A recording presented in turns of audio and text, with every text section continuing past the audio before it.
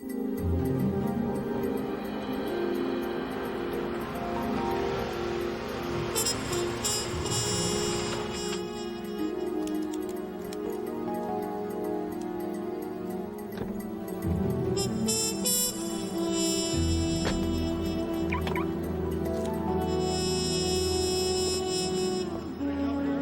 Dunham, we can't thank you enough. The proceeds from this charity cook-off will keep our hot meals program going for 6 months anyway.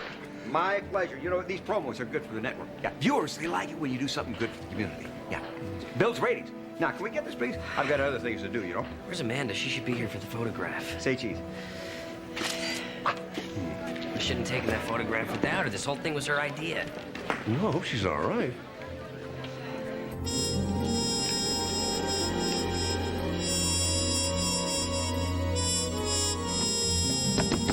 Want to know? 5 minutes.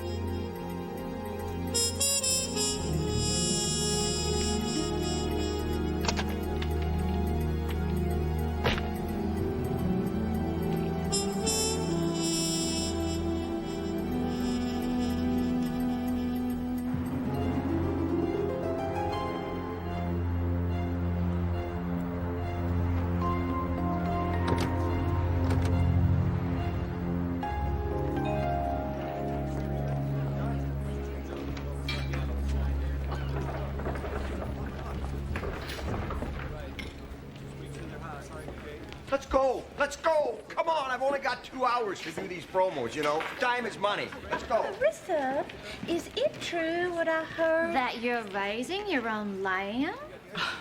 You should both come out to my farm next slaughtering day. There's nothing like homegrown asparagus with truly fresh lamb chops. Fresh basil chop. Makes you sick, doesn't it? Ugh, it's not a pretty sight. You should have seen her before she dyed her hair. What are you talking about? Marissa Parkhurst. What are you talking about? Lambs. Slaughter day. Oh, yes, well, anyone who eats meat. Where's Dr. Sloan?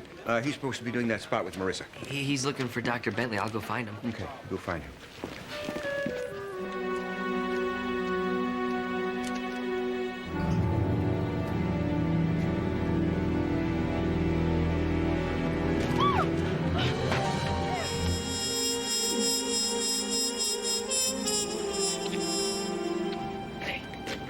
You know, Amanda's car's out in front, but she's nowhere in sight. She's probably inside by now. Come on, they're waiting for you. Renee. We have the promos. We have plenty of time. No, we don't. I think maybe you are embarrassed a little to be seen with me. Embarrassed? I am not embarrassed. Just a little? You're the one who said that we should keep this our little secret until after the... ooh. Ooh.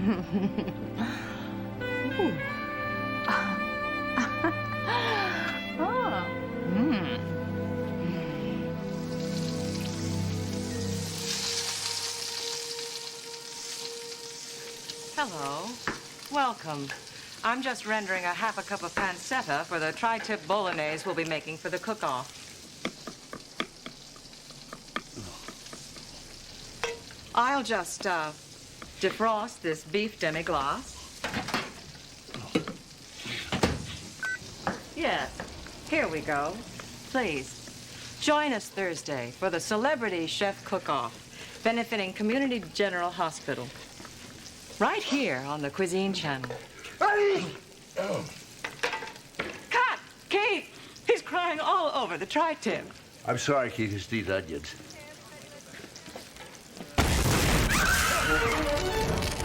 Wait, whoa! Shut off the sprinkler! Jump in the camera! Get some cold water and towels and call... There was nothing in that microwave to cause it to catch fire. Think maybe this wasn't an accident? I don't know. Is there any reason to suspect why someone might want to kill Marissa? Well, folks should know accidents do happen.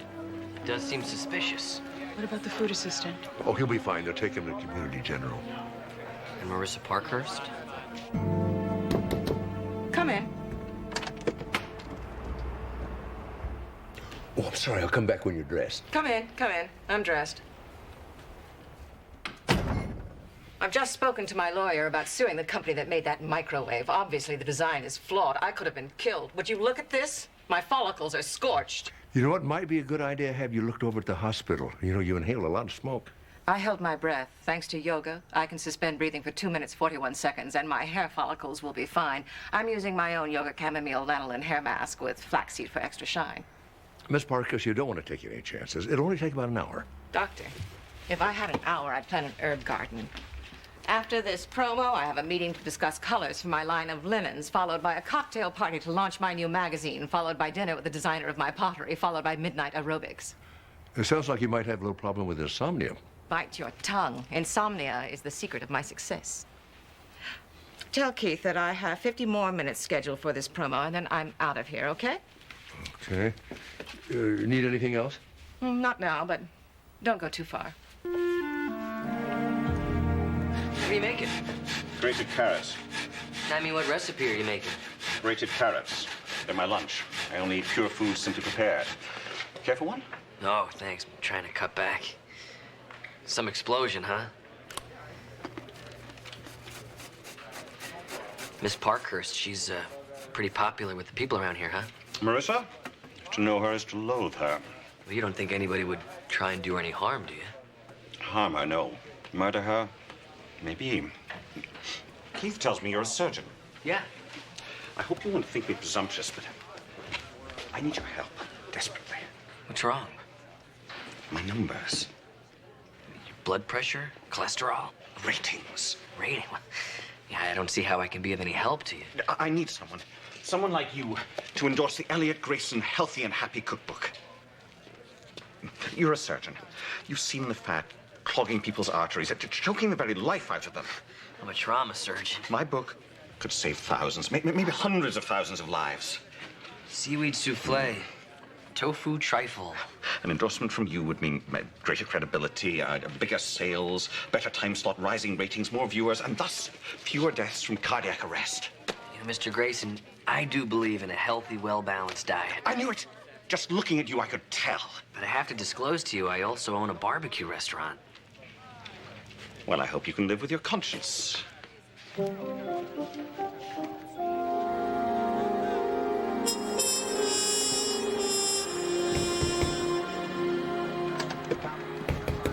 You looking for me? They move the trailers for the fire trucks.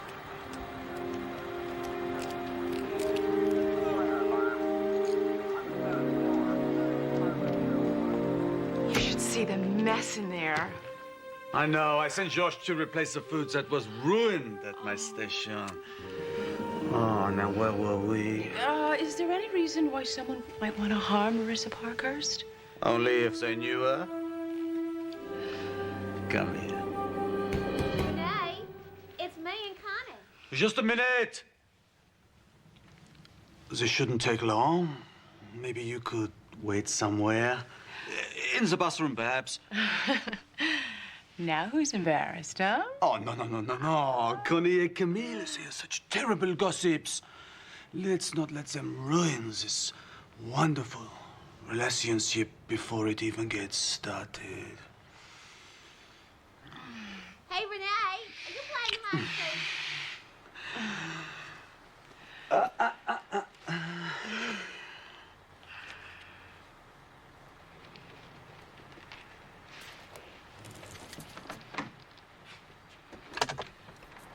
Connie? Hey, Camille. Is it my imagination, or are you two even more beautiful in California than you ever were back home? Now, Renee. Now, do you stay up nights thinking up these little bouquets, or do they just come to you on the spur of the moment? Oh, you flatter me. We came to ask a favor. Yeah. Give me a cookie, I promise you anything. I told you this would work. We want to hire your assistant. Josh? Why? Now, because he's so good. I know, I would be lost without him. Well, it's your fault that we have to ask. My fault. Well, yes, if you had not convinced us to leave Tennessee. Well, we'd still be catering Elks picnics instead of hosting our own nationally syndicated television show. And traveling the world to promote our new cookbooks. With no time at all to do all the good things that a good personal assistant would take care of. But if you don't want him to leave... I would never want to stand in his way. Make him an offer. If he wants to go, then bless him. Oh, Renee, they're ready. Do you know where Connie and Camille are? oh, we're coming. We'll go and give whoever you got hiding in the bathroom time to come out. Bye-bye.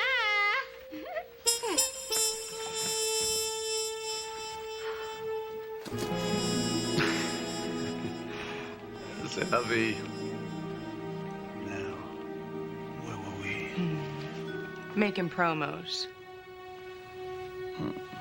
All right, people, now we're running a little late, so we'll start with you, Marissa. I think I'm up next. No, well, let's use Dr. Travis just for a change of pace. Sure, okay, I'm ready. You want to go around with Marissa, please?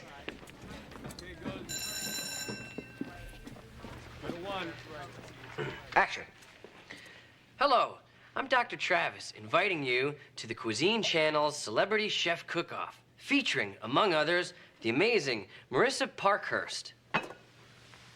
Perfect for entertaining. Chicken Marissa, made from my own free-range chicken and vegetables, straight from my garden, presented in my lovely pottery casserole, available through my catalog along with my lovely hand-loom pot holders. You have your own loom? And a churn and a smokehouse and a wine press. You have a problem with that? So when do you relax? I'm relaxed right now. Cut. I need another take. He wrecked it. I know. Hello, everybody. I'm Dr. Mark Sloan, inviting you to the Cuisine Channel's Celebrity Chef Cook-Off, featuring those two sassy sisters, Connie and Camille Carmichael. So what's cooking today, ladies? Well, cornbread. And country fried rabbit with pork rinds and sassafras root. It's a country boy's idea heaven. Hello, I'm Dr. Amanda Bentley, inviting you to the Cuisine Channel Celebrity Chef Cook-Off with Chef Elliot Grayson. Couscous with currants and crudité. Eat this if you want to live till Tuesday. And cut, Inspire. You are very good, Dr. Bentley. The camera loves you. Why don't we use you for Renee as well? Yeah, you want to take this, Bob? I've got something I've got to take care of. Oh, thank you. Cilantro. I forgot it. Josh. I'm sorry, I remembered everything else. Okay, no problem. I know something I can do that involves just a little bit of my own special magic. Amanda, please. My own secret formula. Kapow! Get ready. This is to die for.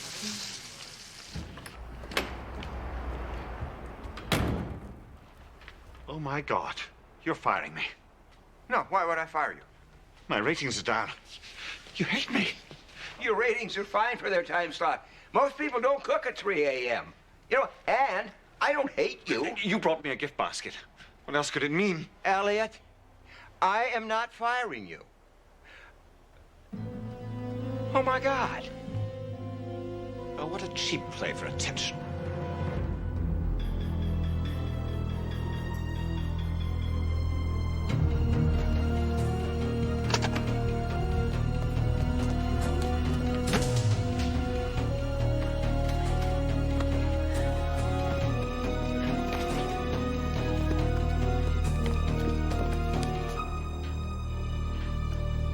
Dr. Sloan? Sorry. No, he can't be dead. You have to keep trying. You keep trying, Renee. Amanda, honey. Amanda. No.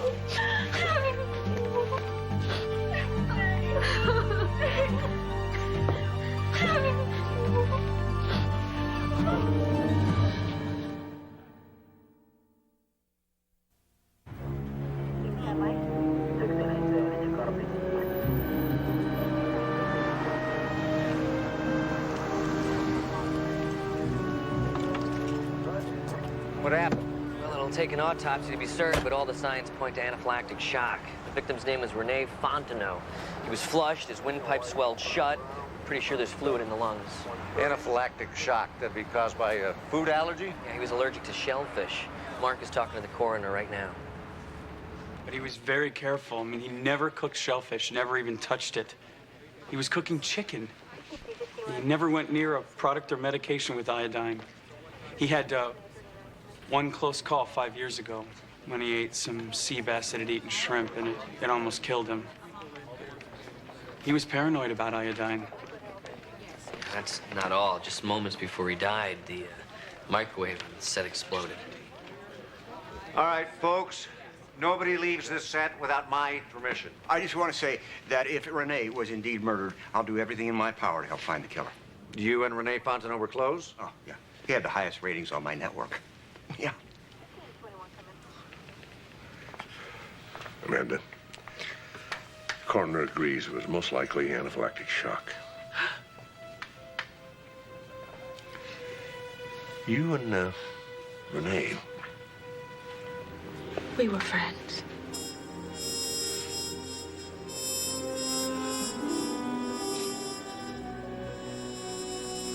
Could have been a short. Somebody could have deliberately sabotaged it. Yeah. Jess, you're pretty good with these things. You think you could take a look at it? See if you can figure out what made it explode? Yeah, I mean, it's not exactly brain surgery. Wear your gloves. Although I know how to do brain surgery. Goat cheese? You put goat cheese on my beautiful crouton? I told you to use camembert, you cretin. You will never work in this town again. If I ever hire another chef who wasn't trained in Paris, just shoot me. That would be illegal, ma'am. You know, I hope you don't mind me saying so, but you seem to have quite a temper. I'm sorry, I didn't catch your name.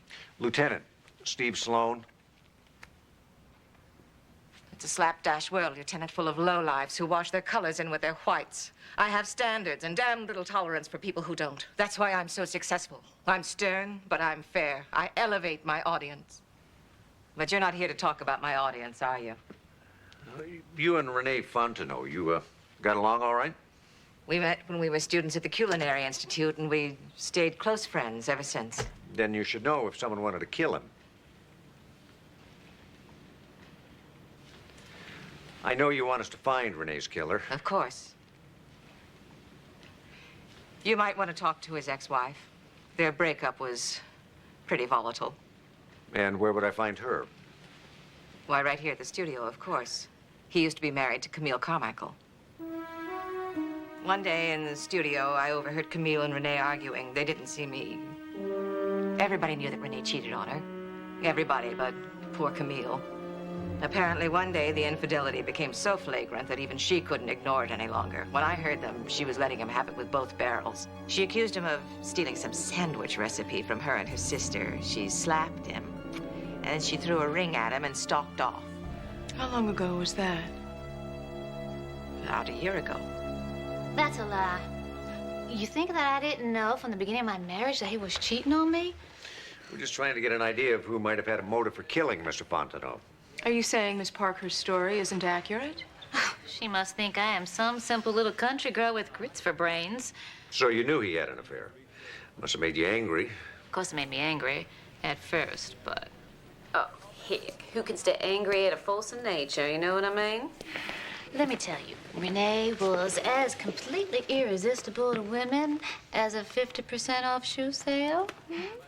Look, my sister and I, we grew up with Rene. I knew he could never be faithful, but... I admit it. I loved him anyway. What about the argument that Marissa overheard? It's true. I finally had all I could take from Rene. Oof. As much as I loved him, I needed a more stable relationship, but I truly was more sad than angry, and I was determined that we would remain friends. So there were no harsh words whatsoever? It's kind of hard to believe. Well, I was annoyed at him for taking my recipe for muffalata sandwich. Muffalata sandwich? I haven't had one of those in years. What is muffalata? Oh, it's like taking New Orleans and distilling it into one sandwich. That's muffalata. Connie and I invented a special remoulade for our muffalata, and when I saw the galleys of Renee's new cookbook, well, there was the recipe for the remoulade, our remoulade. Now, when I confronted Renee, he immediately apologized and went straight to the phone to call his editor to give us credit in his book. If you don't believe me, check out Chapter 7, Sandwiches from Around the World, page 94, fourth paragraph, third line. So you didn't slap Renee and stalk off the stage? We hugged. We hugged and we kissed goodbye. One other thing, you know, we weren't on the stage. We were in Renee's trailer. And if Marissa was there, I'd like to know where the hell she was hiding. Steve? Got a minute? The insulation had been replaced with a flammable material, causing it to catch fire when she started it up. So then it was planned. Not sure what that has to do with Renee's death. I think maybe Marissa Parkhurst might be able to tell us a little bit about that. Miss Parkhurst? I didn't see her on the set. I told her not to leave. Have you seen Marissa Parkhurst? No, she hasn't come this way. Well, we better split up and find her.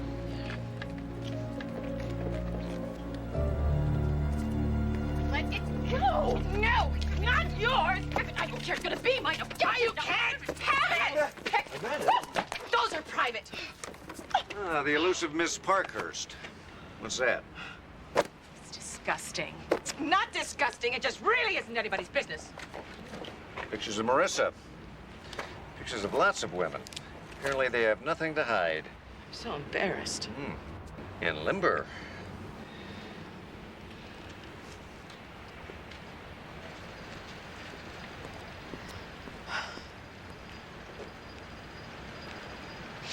Oh, please, leave me alone. Don't go, I didn't mean it.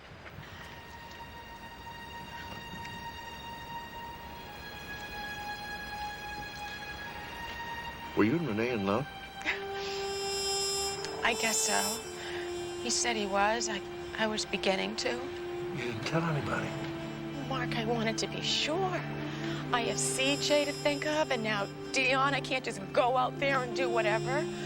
And if I'm unsure, then it's unfair to the children. And now those awful photographs. You didn't. No, of course not.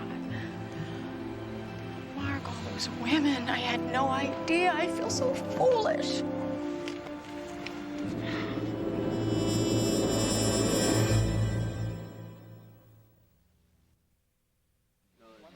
You should go home. No, Mark, I want to stay here. Look, there's no telling what we might find out about Renee Fontenot and why anybody would want to kill him. And whatever it is, you're probably not going to like it. Mark, I've already seen the worst. Besides, we still have the promos to do, and there's something Honey, you're emotionally involved. Now, you should go home. I'm sorry. I'll take you to your car. Mark. 17 women, all posing with big grins and not much else. How did he get away with this? Renee was irresistible. Women would do whatever I asked. I don't know a single guy that could get away with this. What did he have? I can't describe it, Lieutenant. There's no formula. Women know it when they see it. It's like every woman he met had PMS, and Renee was chocolate. He conned all these women. It wasn't a con. It was our pleasure, Detective. Believe me. What I find hard to believe is that none of you were jealous. I suppose I was. At least a little bit. I envied Camille. Obviously, they could be together whenever they wanted. We had to hide. I hated it, sneaking in and out of his trailer like some cat burglar in heat. Camille told us that she broke up with Renee in his trailer, not on stage. You were there, weren't you? In the bathroom. You can't tell Keith about this. He doesn't know. Why would your producer care if you and Renee were romancing each other? He's... well, you know, he's my husband.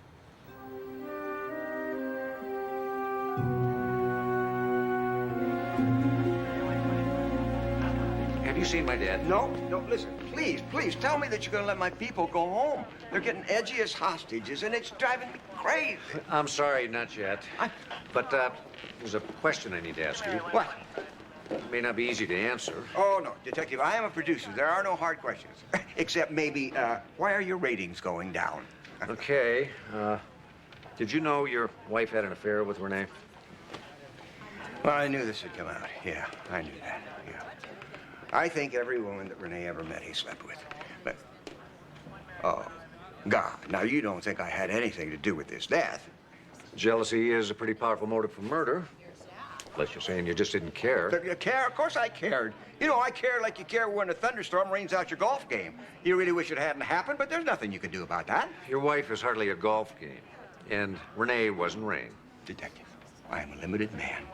I have two things in my life that I enjoy. My beautiful and accomplished wife and my oldest friend, Renee. Now, if I'd have lost my temper about their having had an affair, then I would have lost them both. And how would that have served my life better? Still, in the heat of the moment... No, there's no heat. There's no heat. I told you he was my oldest friend. We started business together. We were younger then. Yeah, we worked together in this hole-in-the-wall dive in an alley in New Orleans.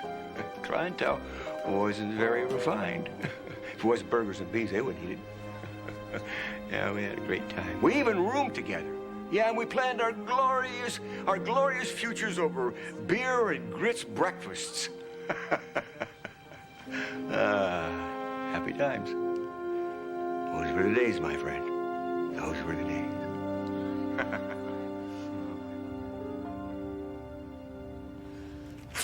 Well, Renee's dead.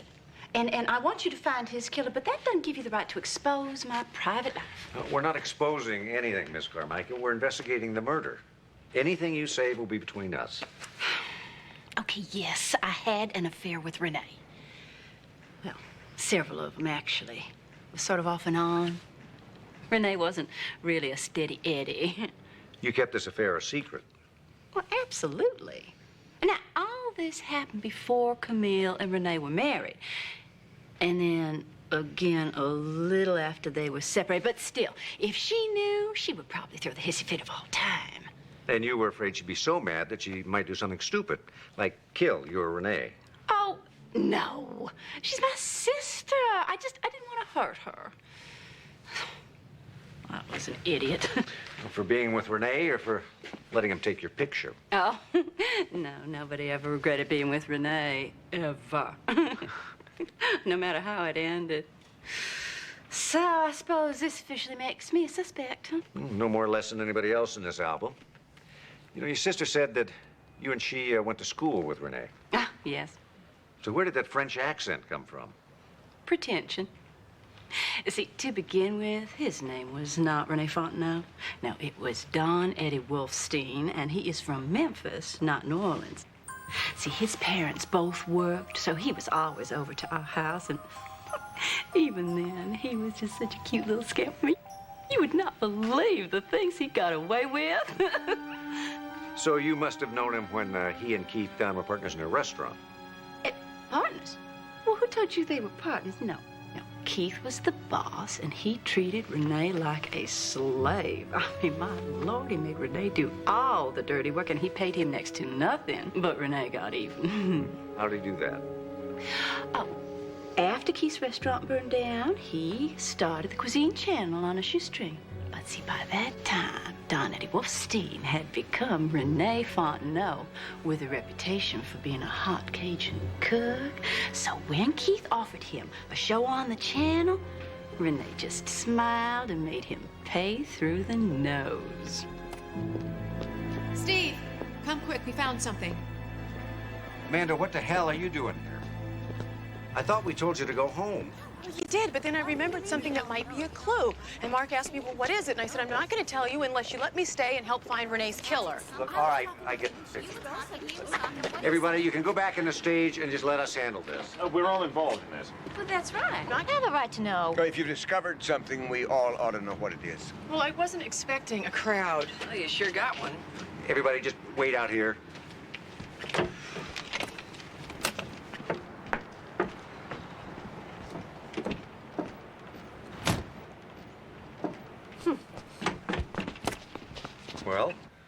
Well, apparently when Amanda was waiting here in the bathroom, she noticed this wooden panel was pulled loose from the base.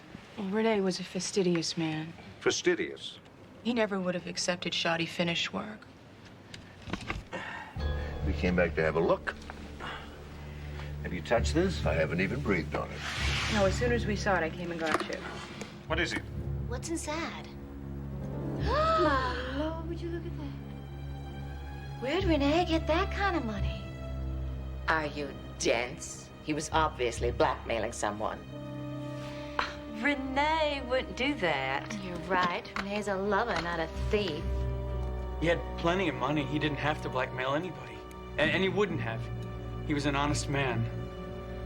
You know, it may or may not be blackmail, but Steve, you may want to check out Renee's bank records. Jesse, would you check something out for me? Sure, what do you need?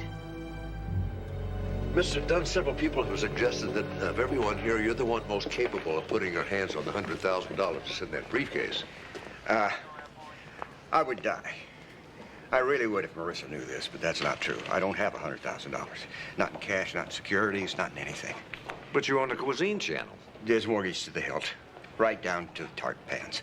I've secretly been trying to sell it. I'm surprised. Food is very popular. Everybody's got to eat. Yeah, but it's not like anybody's going to starve if they don't use our recipes, you know? I mean, who's going to buy the Cuisine Channel without the great Renee Fontenot?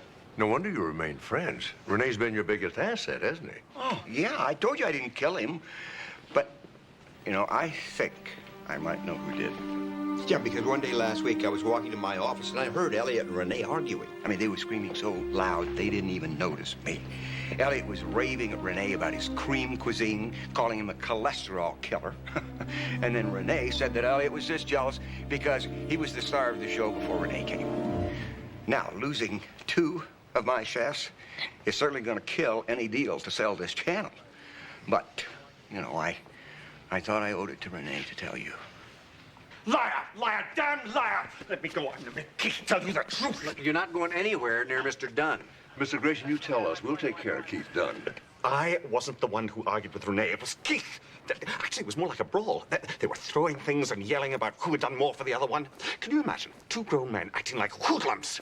Keith threatened to fire Renee. Renee said, go ahead. The Cuisine Channel would go down the drain without him. That all? What more do you want? It was barbaric. Of course, I would expect that sort of behavior from them. Keith, in particular, is quite the insensitive boor. Do you know what he did to me today? No, but I expect you'll tell us. Not 2 hours ago, he gave me an expensive gift. That would certainly frost me. Pâté, cheese, red wine. I would rather eat nails, and he knows it. Lucy, you live with my husband. You did. Oh, no, you didn't. I saw your picture in his album. Oh, I couldn't believe my Ed, you ought to be ashamed of yourself. Renee is dead, and all you can do is bicker about who had him last. She slept with my husband. Well, he wasn't your husband at the time. That doesn't matter. What matters is Renee is dead, and someone here killed him. Lieutenant Sloan here. In case you haven't figured it out, darlings, she's another member of the club. I beg your pardon. Sure. I'm not a member of any club. Are you saying you didn't have an affair with Renee? Got it. Well, I might have. Oh. Probably would have, but it wasn't just a, you know... Oh, well, it wasn't for any of us either, honey. That was just Renee. All right, thanks. The coroner finished the autopsy. You were right. Fontenot died of anaphylactic shock. Iodine. Where did it come from? Well, they analyzed all the ingredients he used and found it in his shaker of spices. Renee's famous magique was full of iodine. Now, who handed the magique to Renee? I did.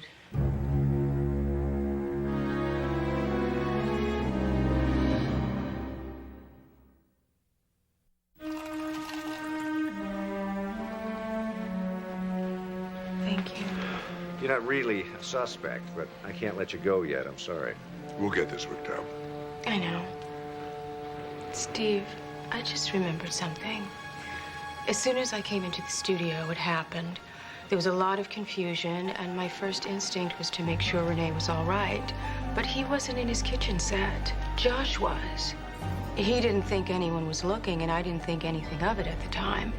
But I saw Josh take Renee's magique and remove some of the secret formula and pour it into another bottle and take it away. That's a lie. She's just saying it so you won't think that she did it. That formula is worth a fortune. Manufacturers have been after Renee for years to license it. Renee Fontenot's Magique. More famous than the Colonel's 9 herbs and spices. Now available, you know what? The company that makes it strikes gold, but Renee, he wasn't interested.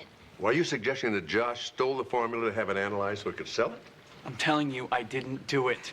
Well, if you did, you were in for a big disappointment. Magic's a scam. Secret spice is my foot. It's salt. Kosher salt, sea salt, table salt, every other kind of salt, and all of it colored with vegetable dye to look exotic. You mean Josh stole salt? Oh, I was his wife, and he never told me what was in it. Ah! You know what? You know what? Knock it off. Lieutenant, it's getting away! You're a doctor. I never did like you. I think it's time for you to come clean, Josh. You rigged the microwave to create a diversion so you could steal the Magique. All right, yes, I did it. I shorted out the microwave and I stole the Magique. Why? Renee wouldn't sell it, which didn't make sense. It's not like he was rolling in bucks. So you saw an opportunity to steal from your uncle and you just took it. You think I don't feel guilty? I think you feel caught. I didn't kill him. I swear I didn't. Well, maybe your uncle found out you stole the formula. Maybe he fired you. Maybe you got angry and killed him so you could keep the formula. No. I loved my uncle. Everybody did. Be sure to mention that to the jury. Well, Steve, listen, before we arrest anybody, maybe we ought to talk. Is there some place private we could go? And could I get a chalkboard, some chalk? Now, Renee was having an affair with Connie. Either before or after he was married to her sister, Camille. Yeah, which was either before or after Renee had an affair with Marissa. Which was during the same time Marissa was married to Keith Dunn. Makes you wonder how they had time to cook. What's worse is they all lie and contradict each other. I think it was Congress. Hey, I've got it. What is it?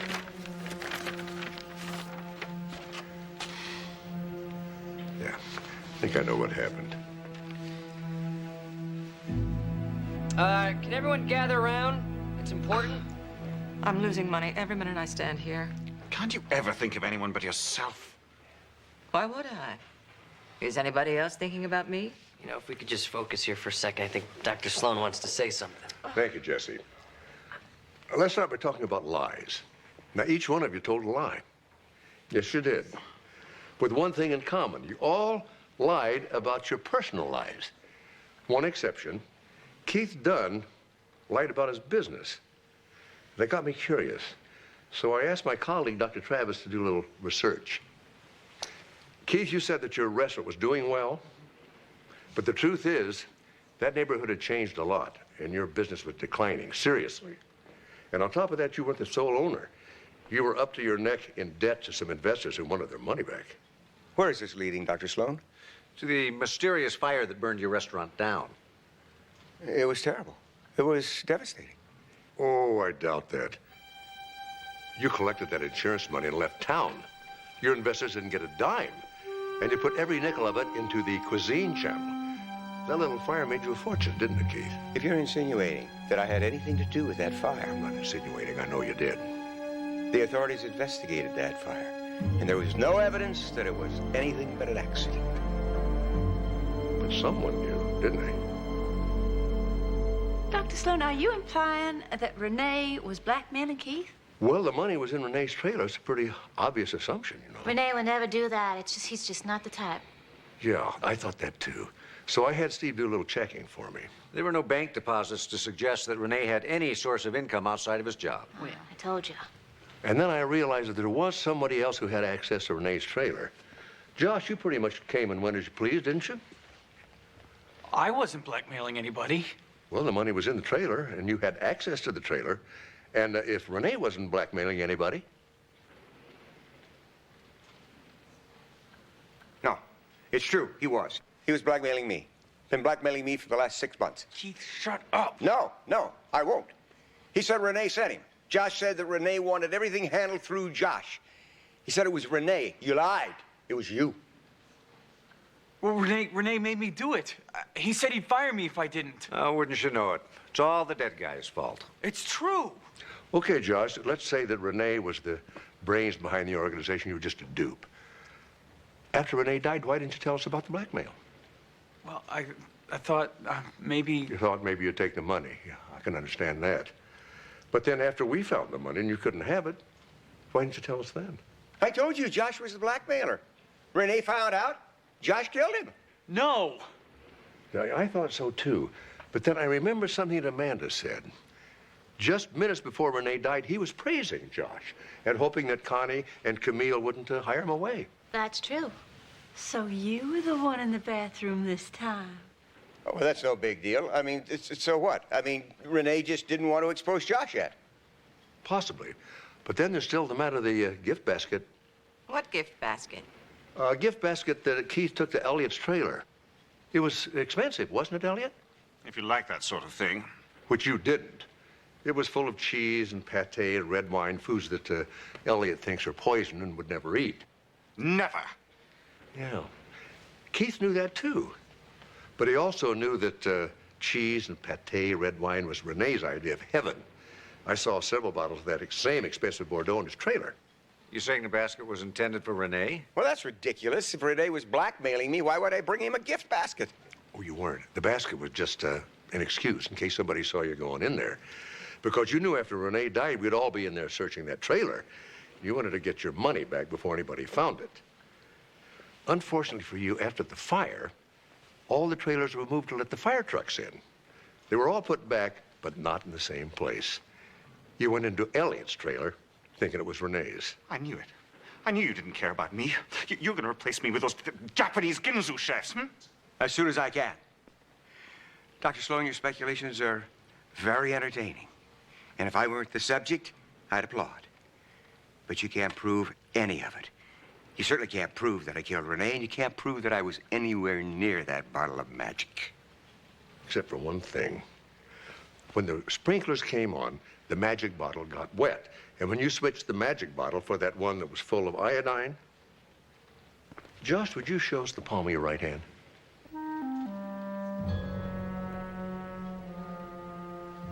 Renee hand-colored all his own labels. And when Josh grabbed it, that wet dye came right off on his palm. Keith, could we see your right palm?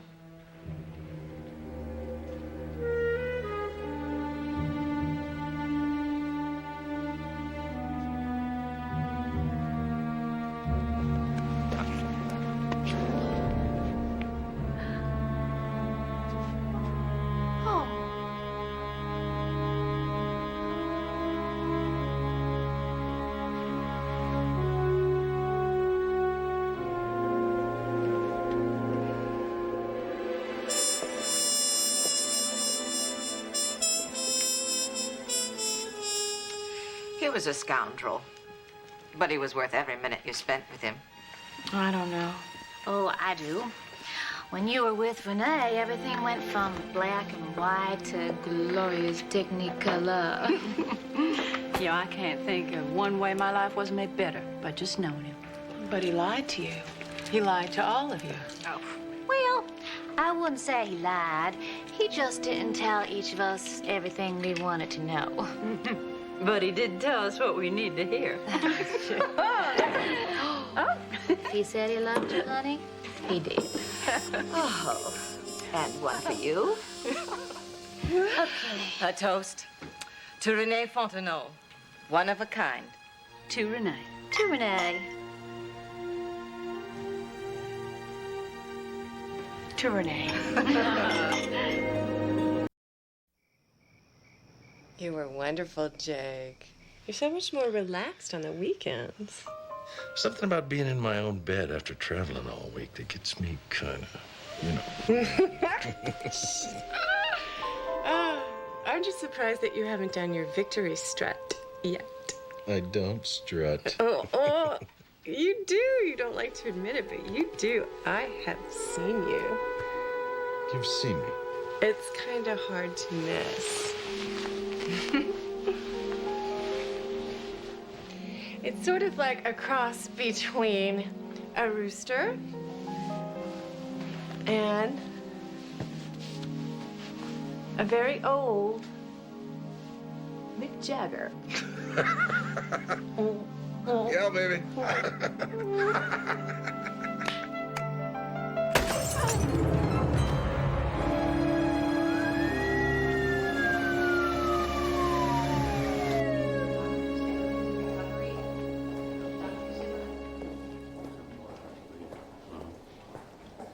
Jesse, that man standing down there, he's husband of an old friend of mine. Do you know why he's here?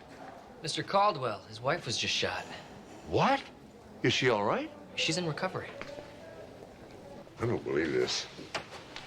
I'm supposed to have dinner with the two of them this week. Well, there's a typo, Jesse. It's Caroline, not Gloria. That's Gloria. That's what her husband told me. Well, it's a mistake. Got to be. Mark. Gee, do you mind telling me who this woman is? Well, she's, my wife. I can't believe you cheat on Caroline. I take this very personally, Jake. I'm the one who introduced you to 10 years ago. Look, I love Caroline. Well, it's a hell of a way to show it. But, Gloria and I have been married for 3 years. We live in Manhattan Beach. This doesn't make any sense. Caroline and I still live in Encino. We're very happy. Are you telling me you're a bigamist? I hate that word. It has such a negative meaning. Oh, there's a reason for that, Jake. It's because it's wrong. Look, I know this is a bit unorthodox, but I would really appreciate it if you'd keep this to yourself. I can't do that even if I wanted to. There was a murder attempt on that woman in there tonight. Now, one of the people the police will want to talk to is your wife. Jake, if you love Caroline, you'll tell her everything, and soon.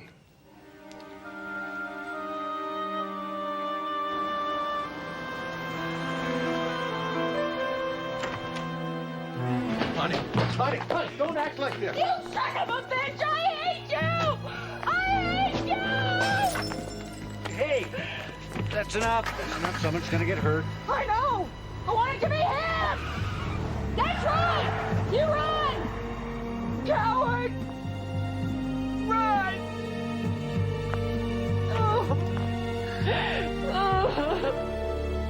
How could this guy pull something like this off? Logistically alone, we're talking about planning ahead, commuting, not to mention the lies. His first wife must have been incredibly dense. Actually, both women were quite bright. And neither one of them knew what he was up to. Unless Jake was wrong. Let's say his first wife did know about the other woman. Or wife. Well, that's what I thought at first, but I don't know, the way she was carrying on. The way you describe it, she sounds like one hell of an actress. As it turned out, she was a good actress. She did commercials. Morning, Steve. If you're looking for Mrs. Caldwell, she's already been released. Caldwell Candles, we brighten up your life. How may I direct your call? Lieutenant Sloan? No, I'm afraid he's not in right now. Can I have him return your call? Uh-huh. Fine. Bye-bye. Jake, why did the police want to talk with you? What's wrong? Just a little misunderstanding. Where did you put the order for the Millennium Musk candles? Oh, well, it should be on your desk. Oh, my God, Gloria, what happened? Who the hell is Caroline? What are you doing out of the hospital? Answer me. Honey, we'll discuss this later. Answer me. It's a very long and complicated story. You are a perverted human being!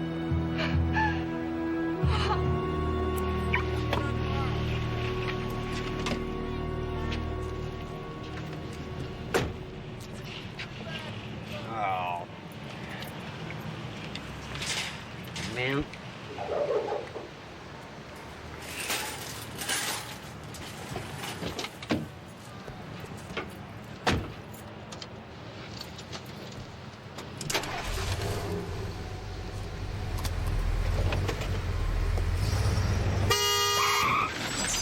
Oh.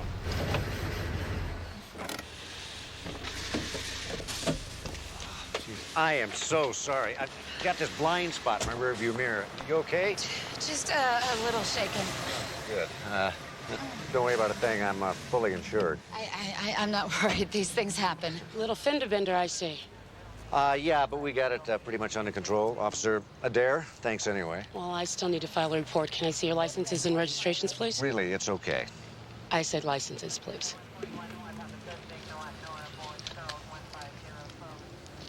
So, Lieutenant, how did this woman run into you? Lieutenant, you're a cop? I am off duty. I see how this works. Not only is he a man, but he's also a cop, which naturally implies that I'm the cause of this accident. Some reckless woman. Is that it?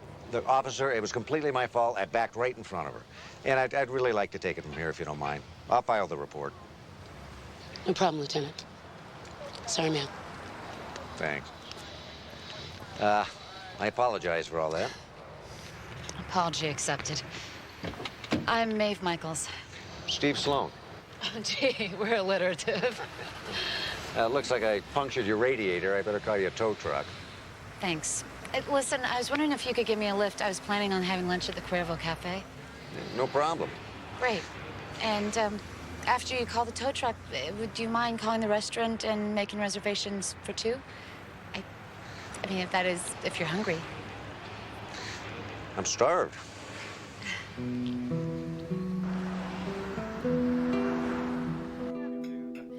Anyway, my father's performed over 1,500 eye correction procedures. He's an incredible ophthalmologist. He has one of those high-tech laser machines, you know, the ones that slice right across the cornea. That's right. You don't have to tell me how it's done.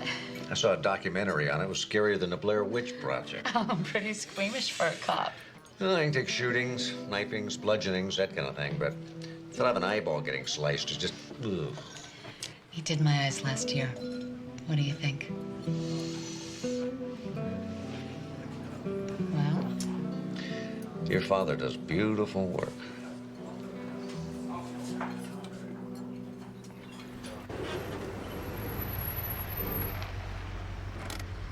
Well, nice running into you. Would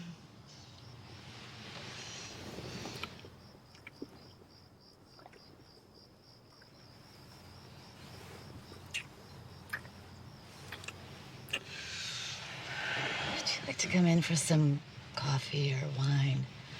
I'd love to. But I do have to get up pretty early. I could set the alarm clock.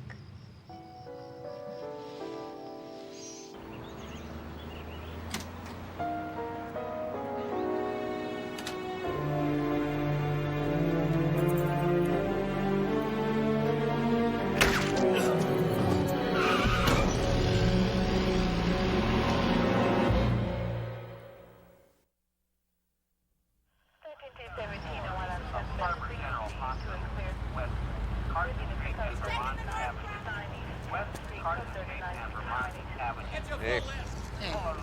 Anything? Well, it looks like somebody was in a hurry to get out of here and nearly ripped the bumper right off. Looks like they left some paint scrapings. I'm gonna collect some samples and get them over to the lab. Already done. Something wrong? Just noticing that you wore the same shirt and jeans yesterday. Well, isn't it possible that I have more than one black shirt and more than one pair of jeans? Yeah, I didn't mean to... You know, it just so happens that I have dozens of outfits just like this one. You know, you should never jump to conclusions. And they teach you that in Detective 101. Sorry, won't happen again. Wonder who she was.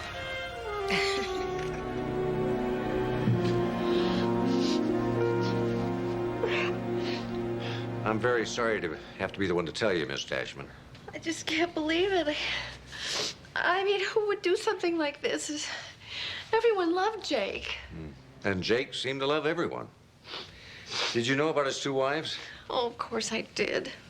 He didn't know I knew, but he claimed Caroline was his ex-wife. She just wanted to keep her married name, so I went along with it. I mean, figured he knew what he was doing. You think the women knew about each other? Oh, I don't think so. And if they did, it certainly wasn't for me. I kept my mouth shut. You seem to be a very loyal employee. Jake didn't treat me like an employee. He treated me like a friend. Well, thank you very much for your time, Miss Dashman. And again, I'm very sorry. Thank you. One more thing. Did Jake come into work yesterday? Yes, he did. Not for the whole day, but... Oh, gosh, I don't want to get anyone in trouble. But, well... Jake's secretary said you were very angry and upset when you came by his office yesterday. Yes, of course I was. Who wouldn't be? I just found out about Caroline. Oh, I detested him. Also, I was in a lot of pain. Which brings me around to another question I was meaning to ask. I read in a police report that you were wearing a jacket when you were shot. There was a bullet hole in the right sleeve. Yes, that's correct. Well, you were shot around midnight. It was a warm night. Why were you wearing a jacket? I was doing an impression of Jake. An impression? Yes. You see, quite often after we made love, Jake would get up and he would go to the bathroom, and he would always do this really silly, cute, macho strut, and he didn't even know he was doing it. And it was pretty funny, actually. Anyway, to show him how ridiculous he looked, I got up and I put on his jacket and his cap, and I imitated him. And then that's when I felt the burning pain in my arm, and then that's the last thing that I remember. The bullet came all the way through this closed blind before it hit you. You know, maybe the shooter wasn't after you, Mrs. Caldwell. Maybe the target was Jake. Now, whoever shot you was looking through the window and saw the silhouette of a man wearing a hat and coat and fired. You must have done a pretty accurate impression of Jake. Oh, my God. Oh, my God. He must have realized that he missed and then come back 2 days later and killed Jake. There's another possibility. Maybe there were two people out to kill Jake. And you think that I'm one of them? You get out. Get out of my house. Now! Don't come back!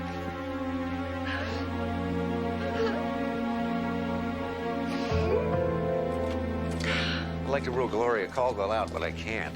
She got a pretty hot temper. Should have seen her. She went ballistic on me.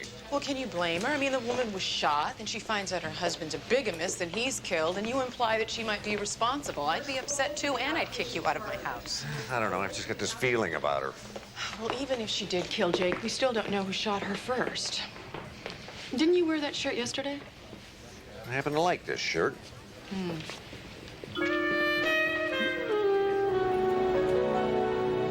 Me too. I had a great time yesterday. Even better time last night. Listen, I was wondering, tonight too soon for a second date? I see you're busy, huh? Okay, well, no, tomorrow'd be fine. No, that's great. I'll, see you around 5. Can't wait. Let me guess. Little Miss Fenderbender. Maeve. Isn't that a great name, Maeve? Never knew a Maeve before. It's a perfect name for her. She looks like a Maeve. You're smitten. I am not. We just happen to hit it off, that's all. No, you're smitten. It's written all over your face. I should know I'm the king of smitten. Oh. You gonna bring her around here? She's not really a barbecue kind of woman.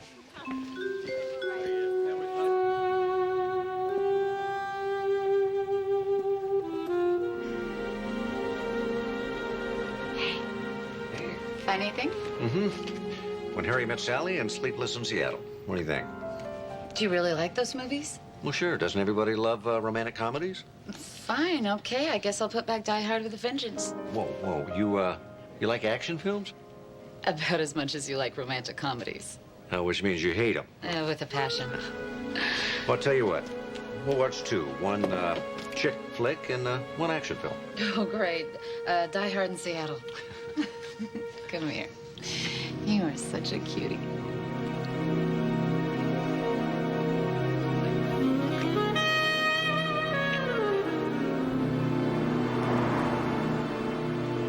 This is not going to be an easy day, Caroline. I know. I haven't been to many funerals. Unfortunately, I'm experienced in this area. Thanks again, Mark. You've been a good friend. I'm just worried about you. You've had a very rough couple of days. I feel such a sense of loss, and then I get so damn angry. At Jake, at that other woman, at myself for being so blind. Look, the person you have to take care of right now is you. You know what still bothers me about Jake's murder?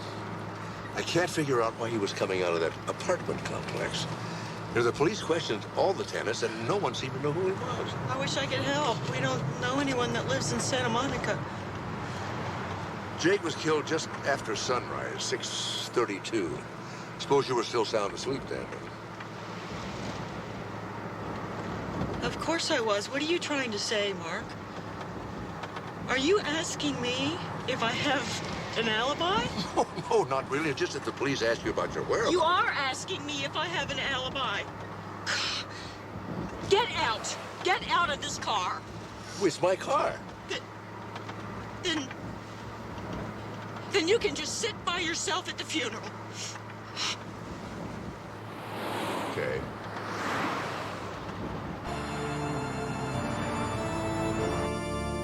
And every year, Jake would donate boxes of his fragrant candles to various synagogues and churches, ours included. I especially enjoyed receiving the ones in December, a very berry Christmas. Besides his loving parents, William and Terry, and his siblings John and Aaron, Jake leaves behind a beautiful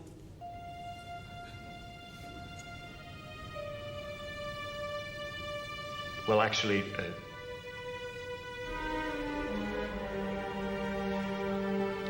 please turn to page 62 in your hymnals.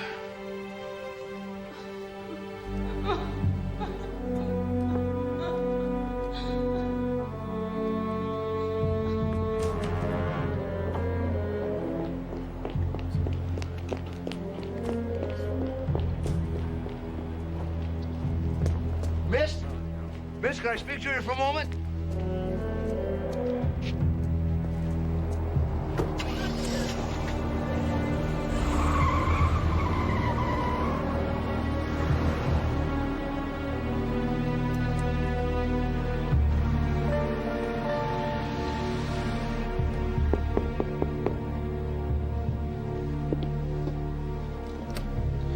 Sarah Prince? Yes. I'm Lieutenant Steve Sloan, LAPD. I haven't done anything. What do you want from me? How did you find out where I live? My father, Dr. Mark Sloan, tried to talk to you at the funeral chapel. When you took off, he jotted down your license number and called me. He was chasing me. I was frightened. Well, he didn't mean to scare you, but he told me he couldn't help but notice how distraught you were at the funeral. Well, of course I was upset. Jake was a dear, dear person. He was here to see you the morning he was killed, wasn't he? Yes, he was here. Yet when police questioned everyone in the complex, including you, you said you had no idea who he was. I'm sorry I lied. I was afraid Afraid of what? of causing more trouble. What kind of trouble? Jake was my lover. You're telling me he had a mistress, too? That's what she said.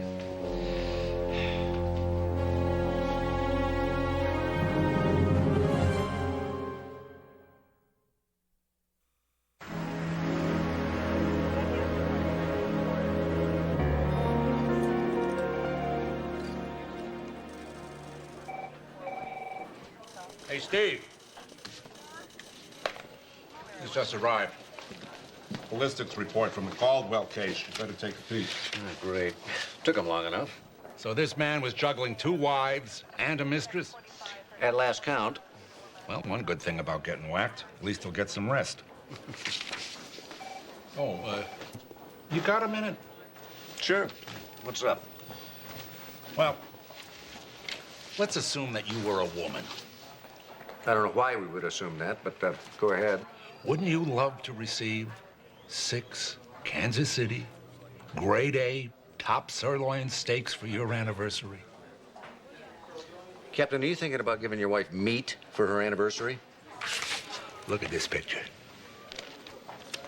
So plump, so juicy, and the marbling is perfect.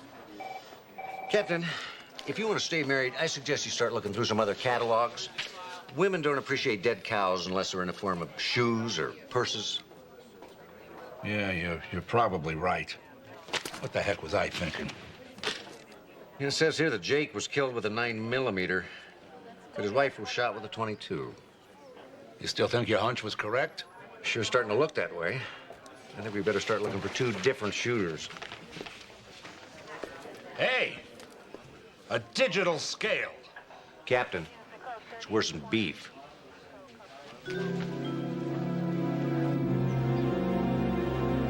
thank you all for coming. Before we start, I would like to know what she's doing here. So would I. She wasn't married to Jake. Well, if it makes either of you feel any better, I didn't want to come. Sorry I'm late. Got stuck in traffic. I'm sorry. Please continue. Actually, I asked Miss Prince to attend. A few months ago, she was added to the codicil of the will. Jake put Sarah in the will? Gold digger. True, I am not well off, but I never gave a damn about Jake's money. That's not what our relationship was about. We talked. We weren't married, so we could be totally open and honest with one another. And I knew all about Jake's 2 wives. Sometimes it was very difficult for him keeping everything straight, but he did his best. For a bigamist, he was a very decent man. This breaks my heart. I thought I had a wonderful marriage, but yes, that was just a big joke. I wasted 3 years with that man. You know, I talked to Jake just before he died, and he was telling me how much he loved both of you. And I believed him. Dr. Sloan's right. Jake happened to be an incurable romantic. He never wanted to hurt either of you. This is all very interesting, considering he was bankrupt. You sure about that? You know, he had 2 beautiful homes and what appeared to be a thriving business. Appears is the key word, Lieutenant. Mr. Caldwell was cash poor. As a matter of fact, both houses may have to be sold in order to cover his outstanding debts. What? This can't be happening. Oh, my lord. Caroline, did Jake ever let on he was in financial trouble? Not really. There was a time when things were a little tight, so I invested $250,000 of my own money in the company. Me too. Me too. I did the same thing. 300,000. You know, he told me some of his clients were overdue with their payments and asked to borrow $15,000. Well, it's all I had in my retirement fund, but I gave it to him. I was happy to help. Sarah, you said that Jake was very open with you. Did he ever let on about this? Never. Jake rarely discussed business, but I find it impossible to believe he was having money problems. I mean, just 2 weeks ago, he gave me this for my birthday. That jerk bought you a diamond bracelet?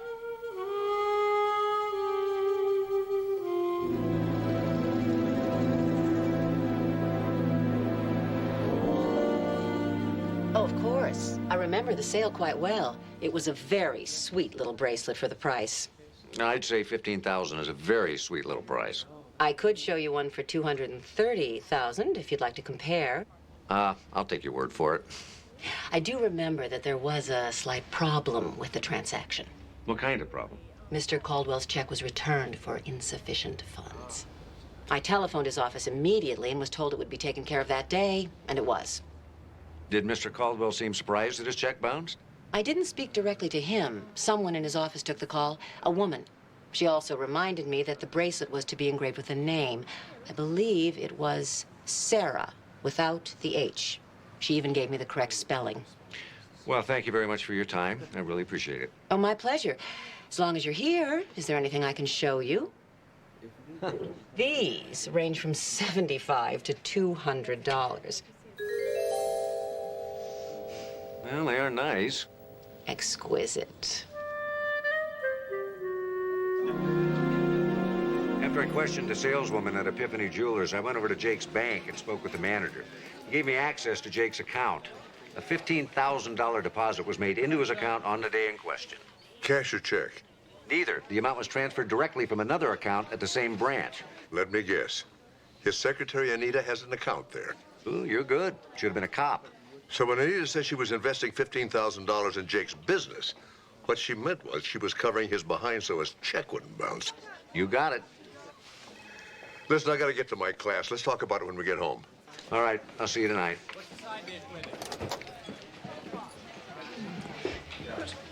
Doesn't it seem strange that a secretary would do something like that for her boss? Cover a $15,000 check? Well, maybe she was just a very devoted employee. Or who knows, maybe she was in love with him too. Wow. The power this guy had over women. I find the whole thing tawdry. How could a man be in love with so many women simultaneously? Well, the better question to ask is, how do you find the time? That's got to be exhausting.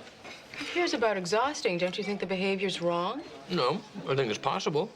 Well, I don't, and I can't believe you're defending him. I'm not. Well, maybe I am, a little bit. Look, what I'm trying to say is I agree with you. I don't think that it's right, but I do think that it is possible to love more than one person at the same time. I think it's sick. I don't agree. And I don't feel comfortable passing judgment on how other people live their lives. No, Jesse's right. I think we should pretty much just keep our noses out of other people's business. I see. I see exactly what's going on here. You're agreeing with Jesse. You actually believe that it's possible for a man to love more than one woman at the same time. Well, I don't know about that. I may be a little square, but I don't see anything wrong with good old-fashioned monogamy. Yeah, right. I'm serious. That's how I feel. Really? Really. You don't think that's just a tad bit hypocritical? Excuse me? And what's that supposed to mean? Forget it. That's a little late for that. You called me a hypocrite. I'd like to know why. Okay. I went to med school with Adam Michaels. So? So I saw you kissing his wife, Maeve, the other day.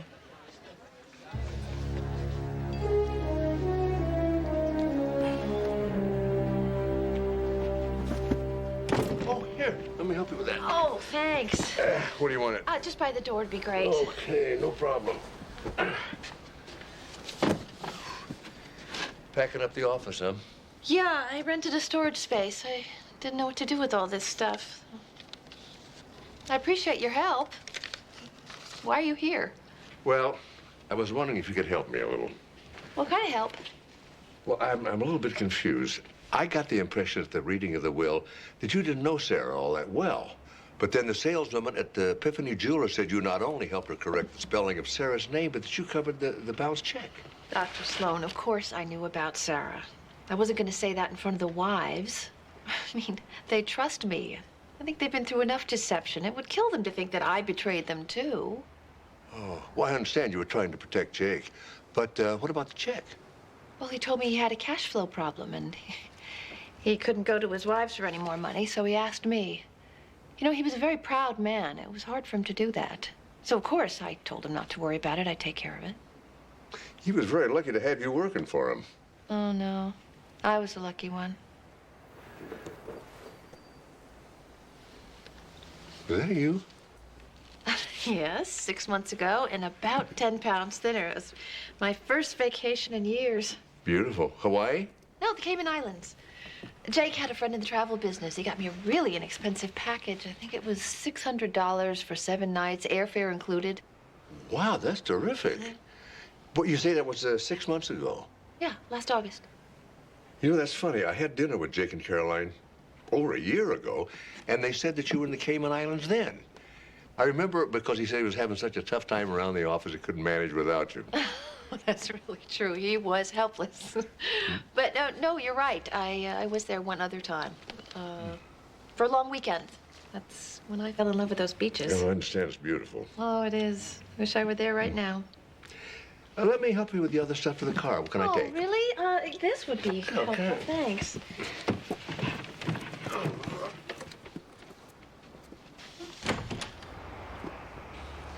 Whoa, what a workout. I guess I can give up my membership at the gym.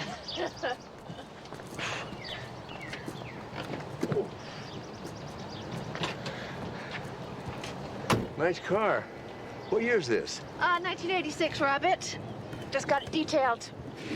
Can't afford a new one, so I've got to take care of what I got.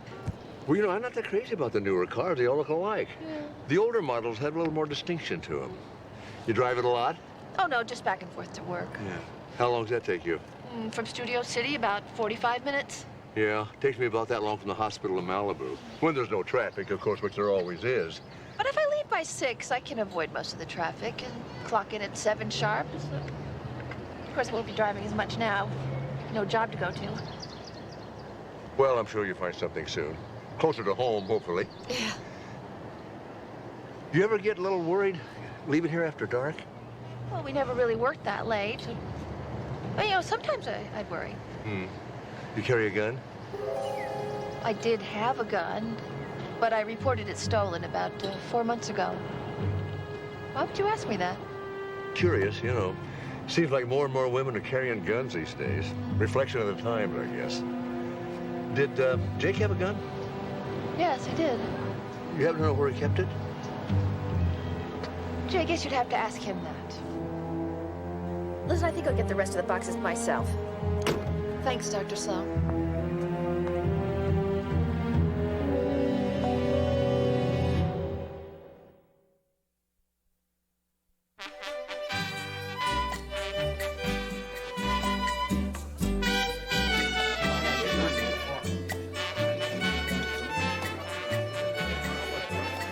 Hey, sorry I'm late.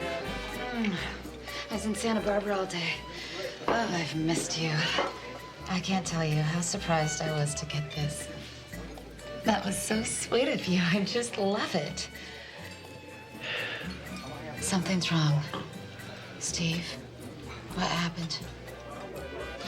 Why didn't you tell me you were married? Because I was afraid you'd act like this. I don't get this. What were you thinking? I was thinking I just met a wonderful guy and wanted to enjoy our time together. But you have a husband. This is wrong. It's not a problem for me. Why should it be a problem for you? I'm going to spell it out for you. It's adultery. Okay. Look, that's a very old-fashioned word. So is marriage. Well, I guess I don't have what you call a typical marriage. Your marriage isn't working. Why don't you get out of it? Because it does work. We both love each other very much, but what I feel for you has nothing to do with him. Is any of this making sense?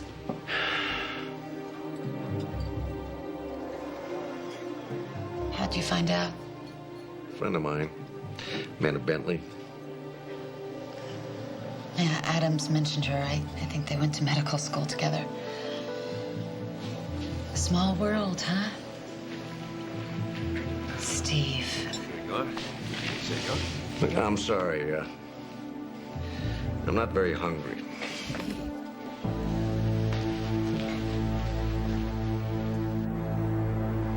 $250,000. You've got it. I want it. What? Wait, you're out of your mind. Get out of here.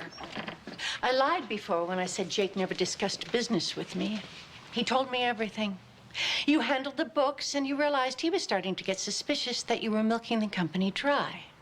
That's ridiculous. No, I don't think so. I think you knew it'd only be a matter of time before he put 2 and 2 together. So he had to be eliminated. You're insane. You shot him when he was at his house, but you accidentally hit Gloria. And when you realized you missed, you followed him to my apartment. And when he came out, you killed him. Get out! Now that both wives knew about each other, they'd be perfect suspects. Jealousy, betrayal, wonderful motives for murder. How dare you? Oh, how dare you? How dare you? You twisted this to make it look like it was all about Jake's sex life, but that's not what it was about at all, was it? No, it was about money. Oh, and I know all about your little trips to the Cayman Islands.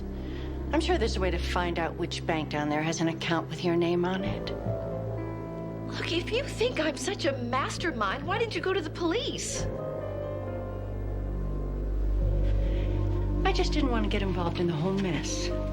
But you know what? It just doesn't matter anymore, does it? Jake's dead. I want the money. You really don't have much of a choice, Anita. There's enough evidence to put you away. Well, then go to the police. You willing to take that chance? Yes, I am.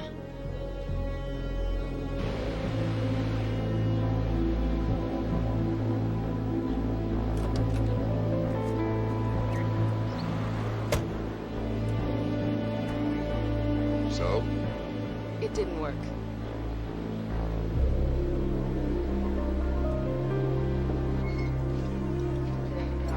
So you really think Jake's women killed him? No, I did, but now I'm not so sure. You know, I just need one piece of tangible evidence. We seem to have a lot of clues, but unfortunately, none of the right ones. If you need me, I'll be in the back. Hmm? Way, way in the back. Hey. Hey. Well, Maeve sent this over to me this morning. She said in the note, give this back to our friend Steve. There you go. Sorry. No, you've got no reason to be sorry. It's my fault. I shouldn't have snapped at you the way I did. I should have kept my mouth shut. It was none of my business. I honestly had no idea Maeve was married. You're kidding. I wish. Funny thing is how she acted so blasé when I told her I found out. I'm really sorry. Not because I told you, but because it didn't work out. Jesse told me how you felt about her. Well, live and learn. At least you made me aware of the situation before I got too involved. So I think you should have this. Really? Steve, thank you. It's beautiful. She had big wrists. Yeah, it's an ankle bracelet. Is there a return policy?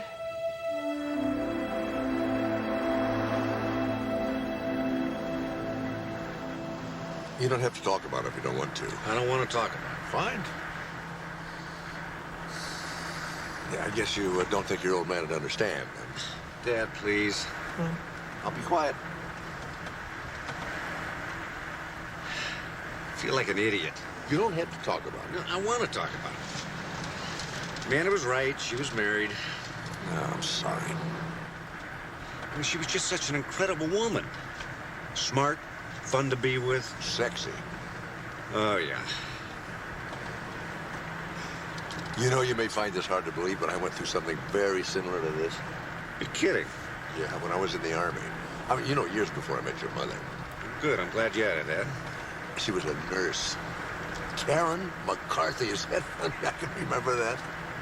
Oh, boy, we were pretty hot and heavy, if you can imagine that. I'd rather not. I was head over heels about her. She had eyes of a shade of blue I'd never seen before, kind of a cross between ocean blue and sky blue.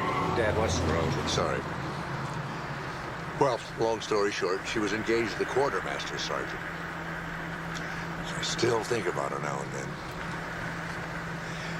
When she laughed, her nose wrinkled up and these big dimples would pop out. Dad, you just ran a red light. Huh? I did not. Don't make me pull you over.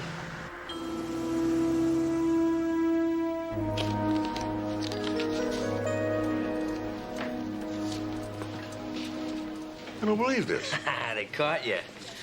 How could they get my picture running a red light? You gotta watch the news more often. You know, most of the traffic lights in the city have these little cameras attached to them. Great lenses. They can make out the license plate, see who's driving. Well, I'm telling you, I don't like this new technology one little bit. Well, you better get used to it, because Big Brother is watching, especially when you're running through red lights. You know, I could swear I didn't do it. You know, I was talking to Steve. We were maybe going a little fast. We were late for our lunch appointment. I wonder how friendly Steve is with the guys over at that traffic division.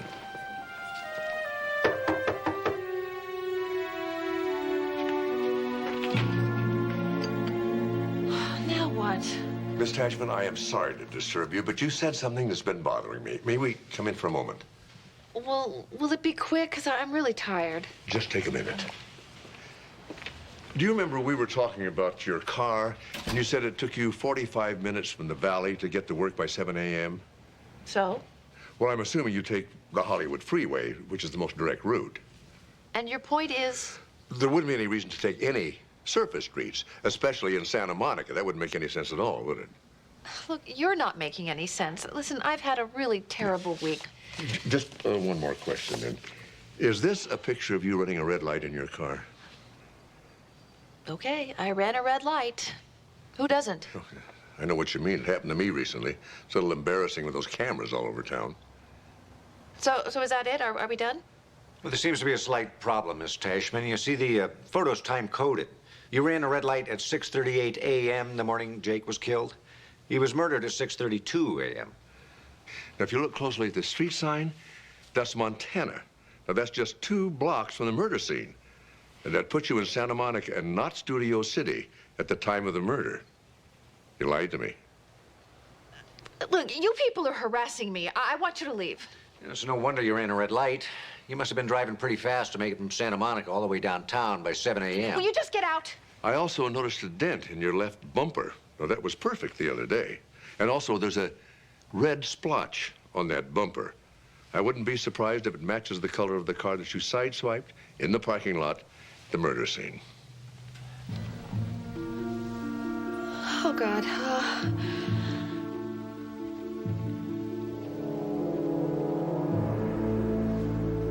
You have the right to remain silent. Anything you say can and will be held against you in a court of law. You have the right to an attorney. If you cannot afford an attorney, one will be provided. How many names in that program? Well, about 30 million, give or take a few 100,000. It's incredible. Whoa, I think I found him. Hank Glowacki. There's only one listing. He's local. He lives in Calabasas. Phone number is 555-0360. Thank you very much, Jesse. Anytime, Mark. You know, you should really get a laptop. You can waste many happy hours.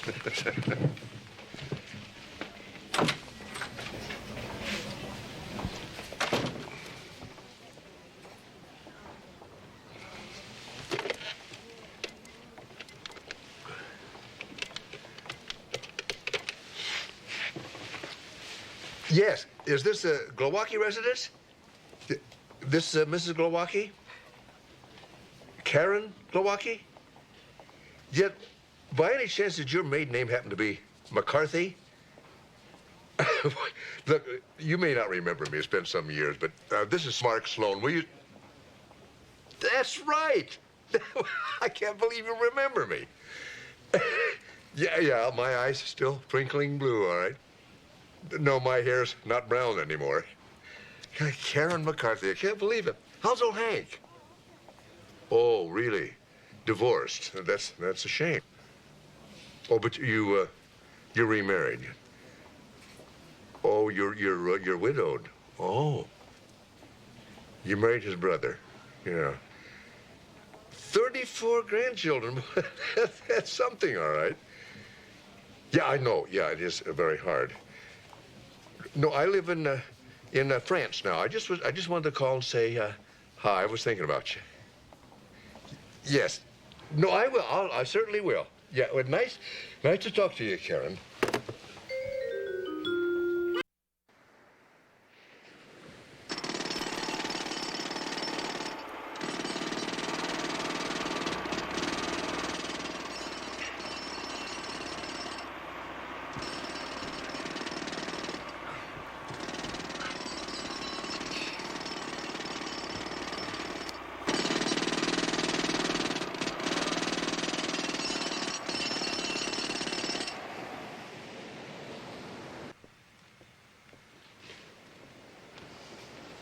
They finished?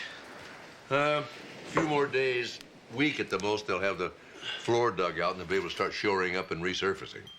I'm not gonna last that long. You know, maybe you ought to work a different shift for a few weeks. Dan, it doesn't work that way. Well, can't you tell the criminals what time to do their crimes?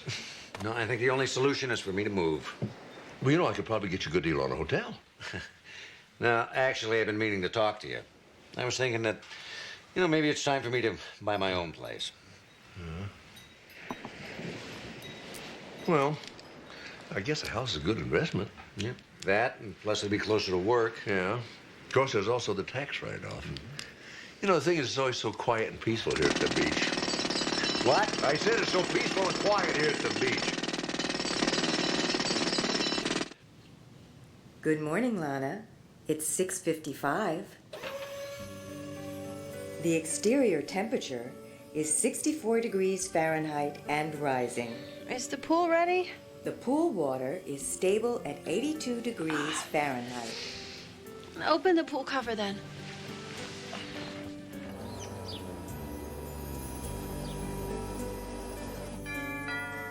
Lana, you have a visitor. Hey! Yup? Come around back, Jesse. Let him in. Security system disengaged.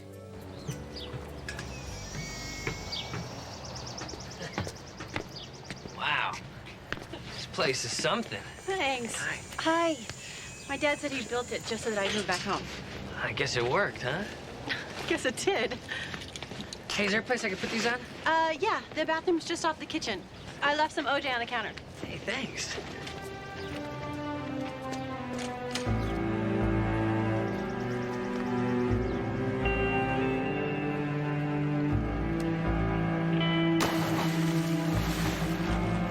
Warning, do not use the pool.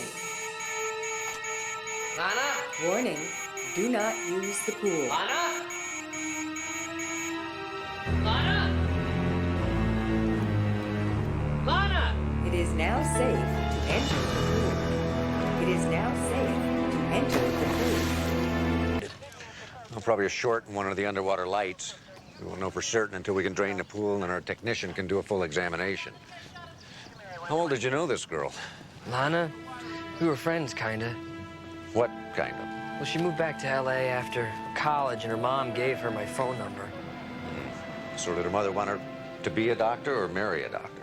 I don't know, a little bit of both, I guess. Her mom is a surgeon. She used to work at Community General. And this is Lana's father's house? Yeah, she was living here. It's sort of a temporary, permanent thing, kind of like you and... Kind of like me and my dad. No, because that's like entirely different. No, she just moved in. And I've been living with my father forever. You guys have a great house on the beach, and you get along so well. I'm moving out. Really? Yeah, I've already got a realtor looking. Jess, don't mess with that, will you, till we're finished? It wasn't me, it's the computer. The computer closed the blinds? The entire house is wired. A state-of-the-art computer runs everything. The blinds are set to adjust and close every time the sunlight hits it at a different angle. Well, you can do that? This house can do anything. It even warned Lana not to jump in the pool. And she did anyway? I don't know, I was here in the kitchen. You wouldn't happen to know the name of the company that installed the system, would you? Guess we could find out.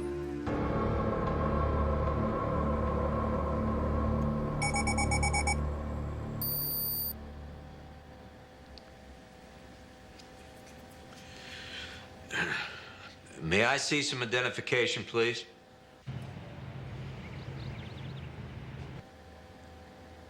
Lieutenant Steve Sloan. Thank you, Lieutenant.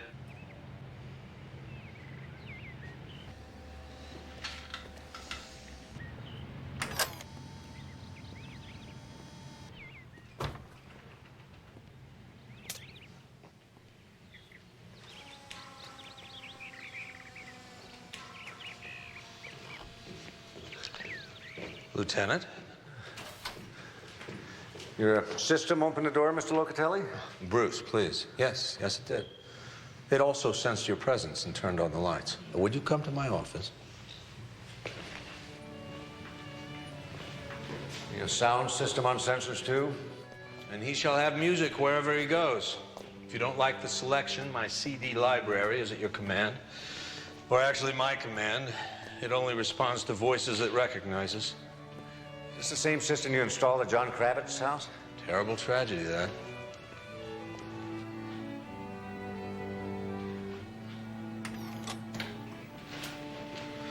Mute the music, please.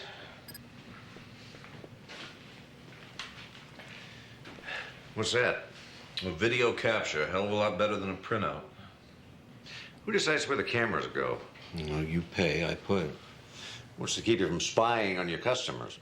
The entire system is double password protected, so when you contacted Mr. Kravitz, he dialed in, entered his secret password, which allowed me to use my password to open the system and show you, well, this. Hal, if you would. You named your computer Hal?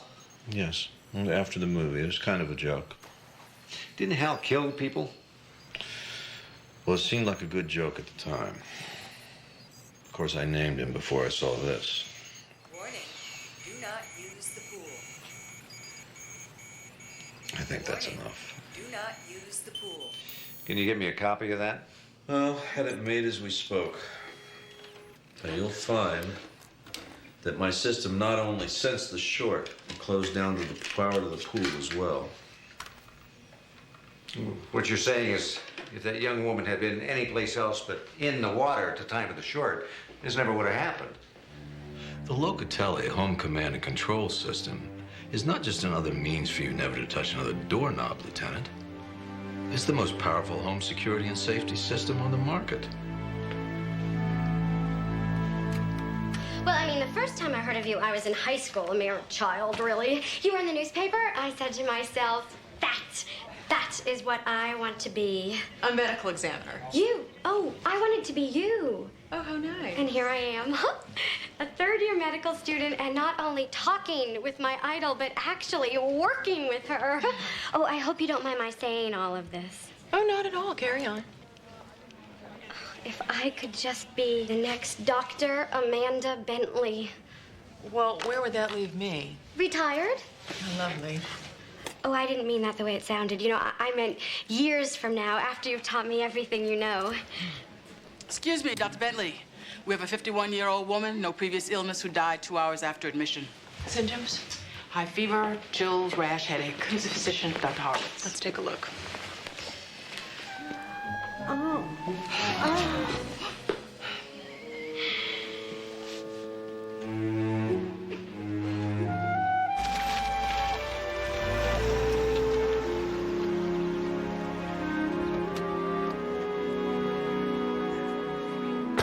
I'm telling you, Dad, I've seen the future and it works. Dr. Sloan, I presume. Yes, how do you do? Will you be sharing the house with your son? Well, actually, we already share a wonderful house. Because there's a 3-bedroom model I can show you. Oh, no, this will be fine, thanks. Open says me.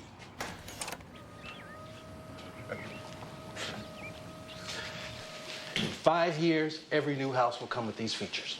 Always wanted to be on the cutting edge. It took some looking, but this place has got everything you asked for and more. The study's been converted to a safety bunker. It's fireproof, earthquake-proof, and riot-proof. Isn't that a bit of overkill? The owner didn't think so, sir. He had a friend killed in the riots a few years ago. These air vents. When the room is shut down, fresh air is pumped in. Sure thought of everything, didn't he? Oh, and notice that every room is both DSL and cable modem ready. DSL? Oh, the internet. Who can live without it these days? Well, it's not a big part of my life, I have to admit. I'm somewhat of a troglodyte in that area. You know, especially after what happened to Lana Kravis. Dad, the computer didn't kill her. Yeah. Did you know her mother worked at Community General, Dr. Janet Kravitz? Yeah, Jesse mentioned it. Did you know her well? No, not really, but I did talk to her at the funeral. You know, it's interesting. She was contacted to see if she wanted one of these systems in her house in Boston. Oh? How'd she like it? She didn't. She turned them down. Said it reminded her too much of her ex-husband. Look, Dad, I like this house a lot. Good. I mean, you're the ones going to live here. The owner is in the middle of divorce hell. He's willing to do a quick claim if you want to move in right away. No kidding. Hey, I wanted to ask you about that jacuzzi out there. Is that voice activated too?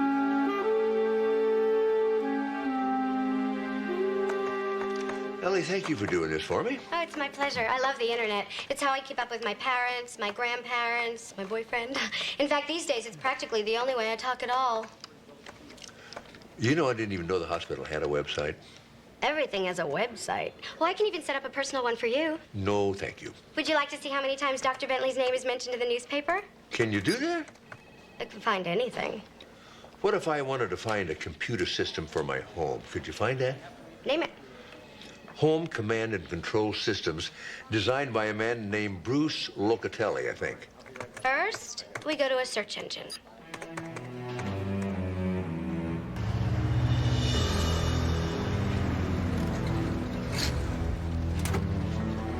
DWB. Yeah, I got your message, but I'm still puzzled. We already passed our code inspection.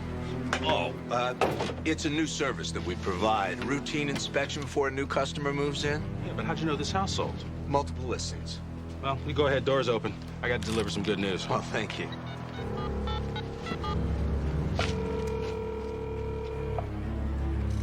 Oh, that's great. Closing tomorrow at Valley Brook Federal, 2 o'clock. Right, thanks.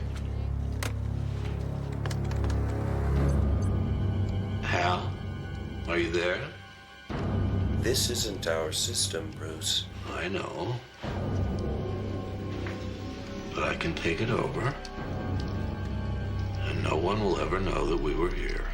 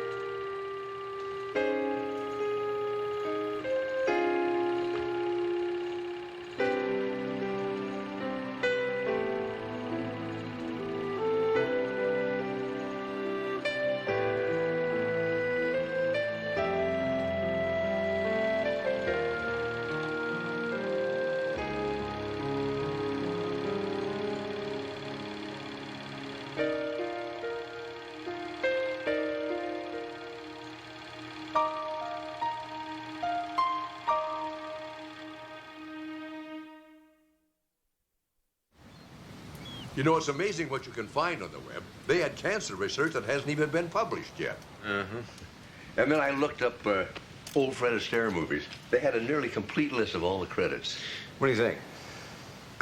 Donated. Then I found something else remarkable.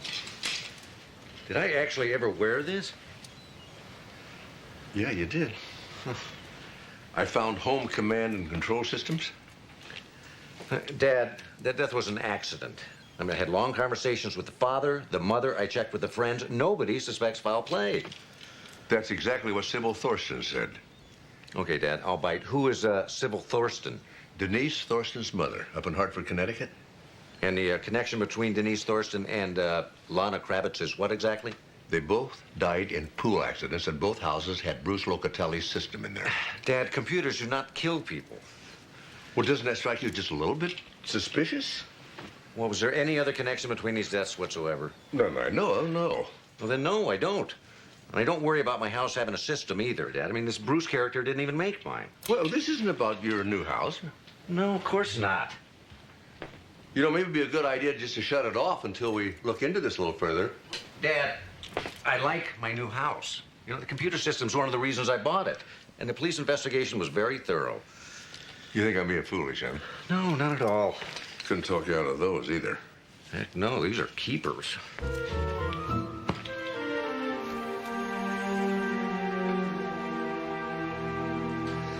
Do you ever get used to this, all this automated stuff?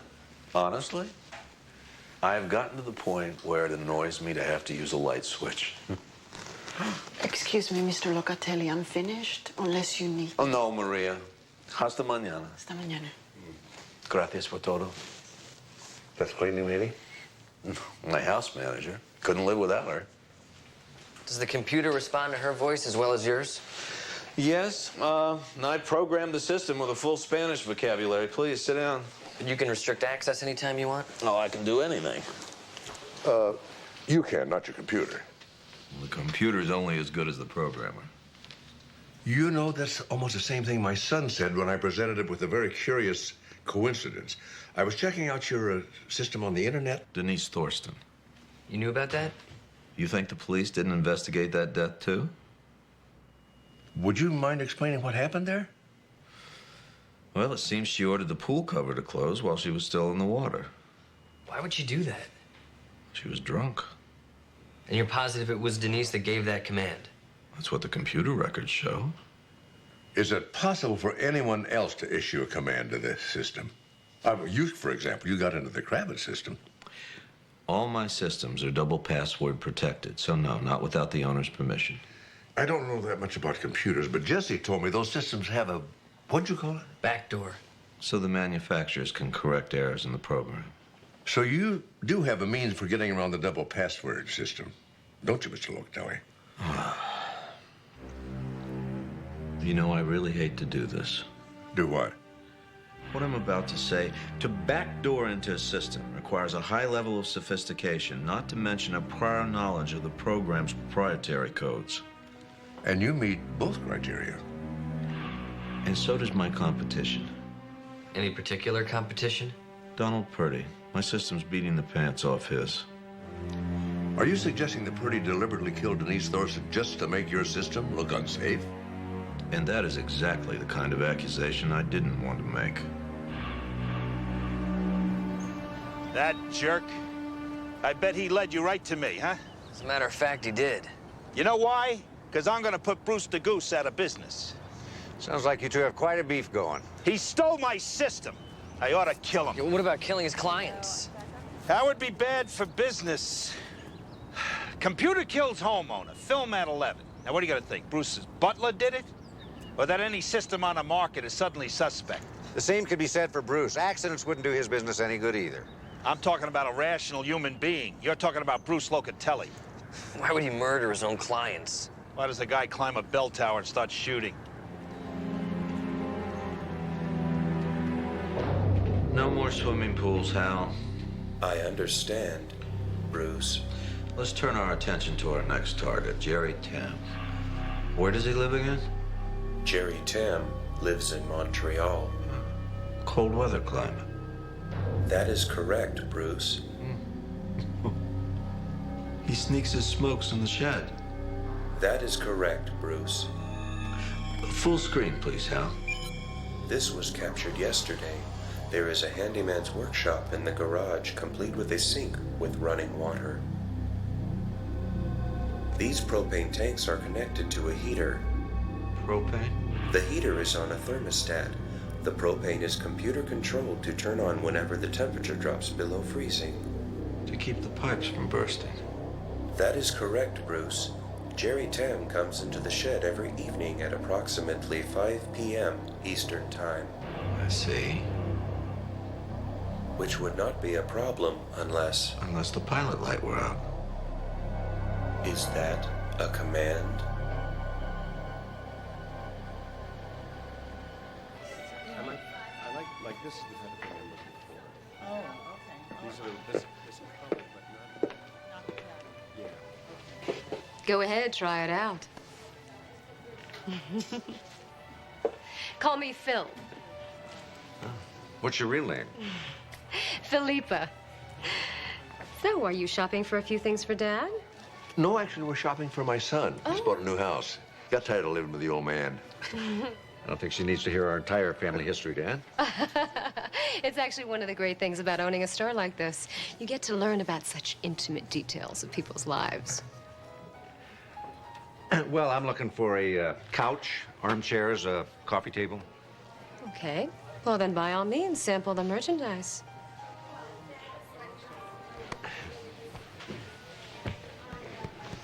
So do you have any particular colors in mind? Well, this puce is nice.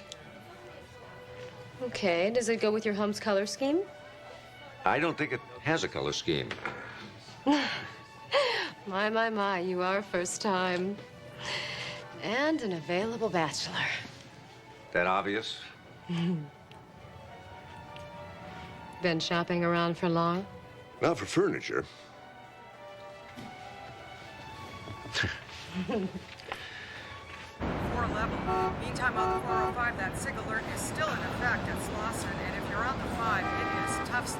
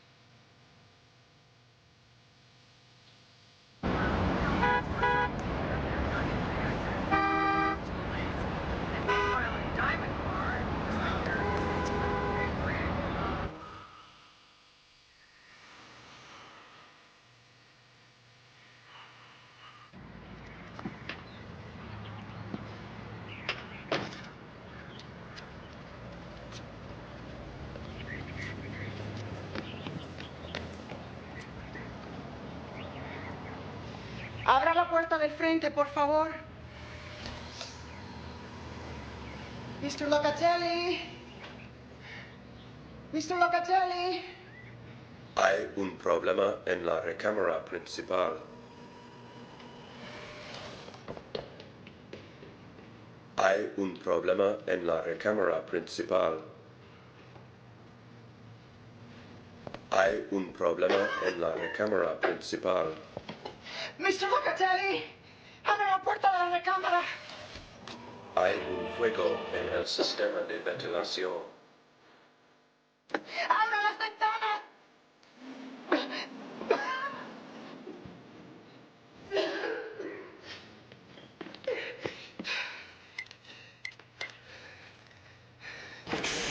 Those three coming in, possibly suffocation. This happened. The windows were locked, the bedroom filled with smoke. Vitals. BP's 90 over 50. Pulse 110 and thready. Respiratory rate of 58. Is there any blood drawn at the scene? Yes, sir. Let's get him into trauma 1. Get that blood for CBC, electrolytes, lactate level, and carboxyhemoglobin. Get me an intubation tray with an 8mm tube, page respiratory for some stat ABGs. I want to start another line in the other arm and get a stat portable chest film. Got it. I'll call What were the presenting symptoms? Suffocation due to smoke inhalation.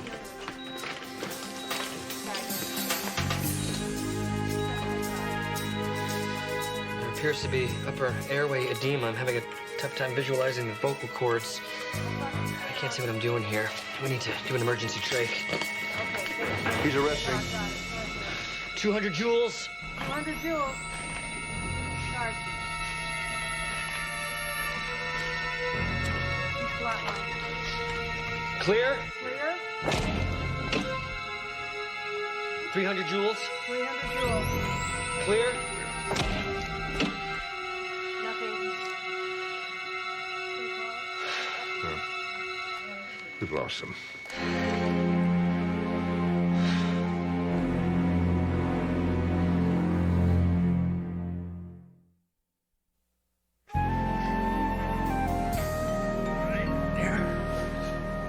Good? I hope so. Oh, that's nice. Just as uncomfortable as it looks. Steve, you've got great taste. Yeah, see? You remember when we first moved to the beach? Yeah. Carol started crying the minute she walked in the door. Said, this isn't our house. So he took her by the hand and said, let me show you what we can do all by ourselves, and took her right down to the beach. You weren't worried? No, Catherine did enough worrying for the both of us. And I told her Steve wasn't going to let anything happen to his little sister. I couldn't have been more than 11 years old. Sloan here. Steve was always so responsible, even when he was a kid. Yeah, well, things were safer then. Oh, I don't know. Sometimes I think we just know about the dangers more now. Yeah, maybe. You all right? I was just thinking that, we should have been able to save Bruce Locatelli.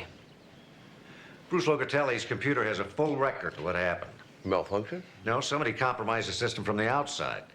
Somebody deliberately turned off the pilot? Afraid so. But who? It's got to be his competitor, Donald Purdy. So then Purdy murdered Bruce. Looks that way. Bruce said that Purdy was out to get him. Yeah, still, I am so sure that Bruce himself was behind those two murders. Well, Cheryl's picking up Purdy now. I got to get back to the station.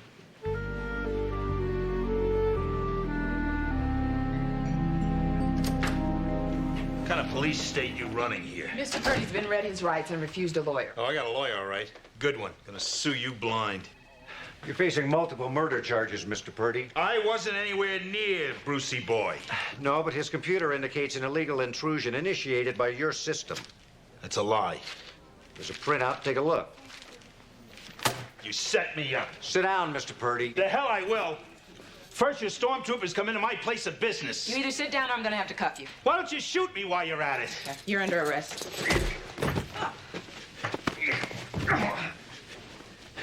You all right? Yeah, I'll live. It was self-defense. Yeah. Try assaulting a police officer. Come on. Steve said Purdy just hauled off and hit her. Thought the man was all bark and no bite. Well, bullies tend to be cowards. Cowards how? Look at the way he's killed. from a distance, never confronting his victims. Yeah. Still, somehow, I just don't feel right about it. Dr. Bentley, I don't know what to do next.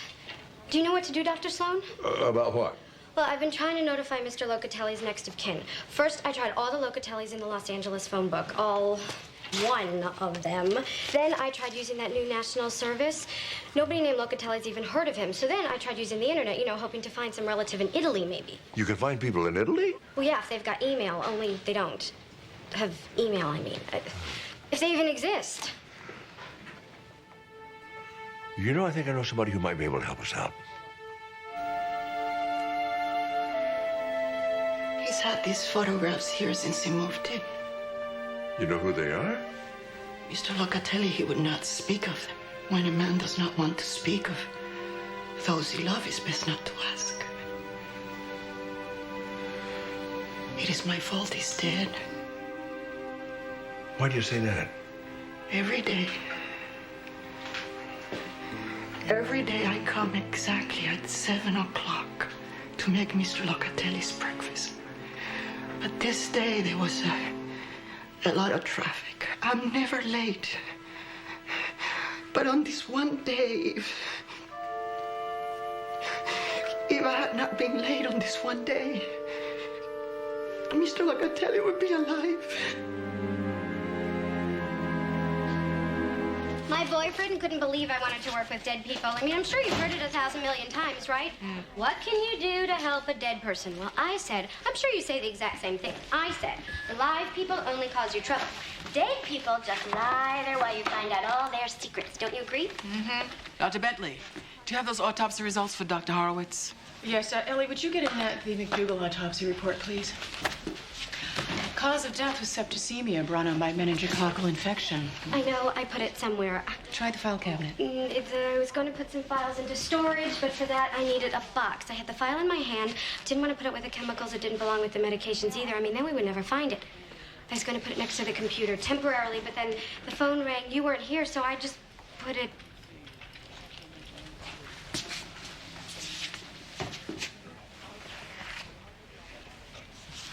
here. I don't faint anymore. Mr. Luca.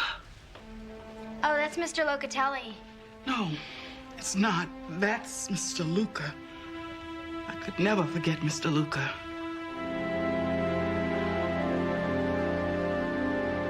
I was new on the job, and here was this sweet man. His son came in for a routine appendicitis. The boy had a ruptured aneurysm on the table, and I was elected to tell Mr. Luca that his son had died. I couldn't believe the depth of Mr. Luca's pain. I never thought I would understand pain like that. I was wrong. Wrong how? 2 years later, my son died. God, I've never recovered.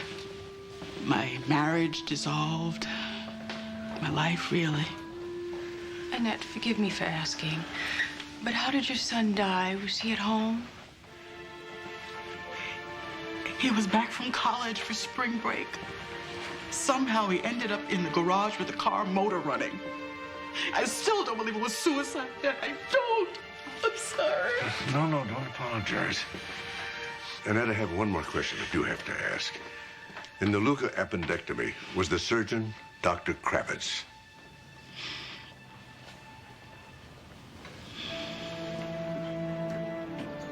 Well, it may not be much consolation, but I can promise you that your son's death was not a suicide.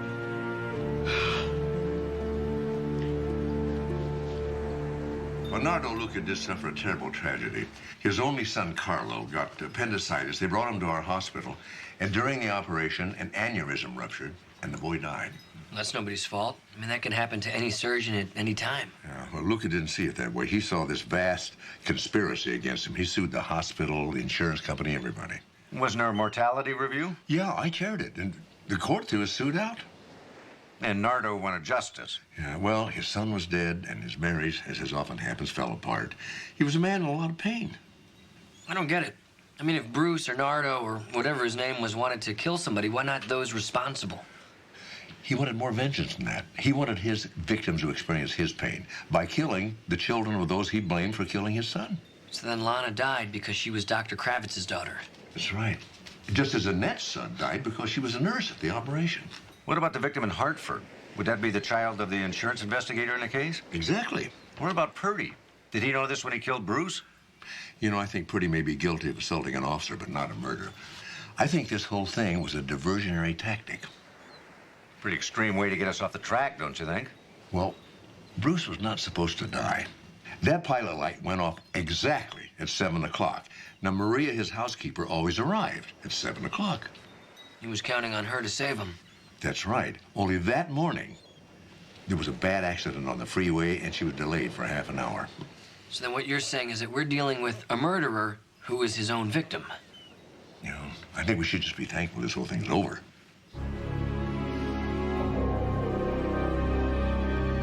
Admit it, Dad. Bruce's computer didn't kill those people. Bruce did. Yeah, I guess you're right. Well, did your system cook all this Chinese food? Actually, it was the Chinese restaurant around the corner, which seems to have forgotten the mushu pork. I'll go back. Oh, no, this is plenty of food. Good, too. You know, takeout's very important for a man who lives alone. Dad. Men don't cook for themselves. I rarely do it. Dad, it's not like I eat dinner at home that often anyway. Why do you think I know every takeout place in Malibu? Well, I'm very sorry to have disturbed you. And I'm very sorry for your loss. Amanda, what's wrong? I just pulled the pathology report on the Luca case, and a colleague of mine, Dr. Tam, did the autopsy. Did he lose a child, too? Yes. His son in Montreal an hour ago. That's impossible. Bruce died yesterday morning. Ellie's idea of an email alert. It's not impossible. What? How'd the boy die? He was smoking in a storage shed full of propane tanks. You know, Bruce could have programmed the computer to turn off the pilot light. So we've got a murderer who's still killing after he's dead? Amanda, that pathology report, check to see everyone involved. See if they have children. Jesse, oh my God. Mark shared that inquiry, and Steve has one of those systems.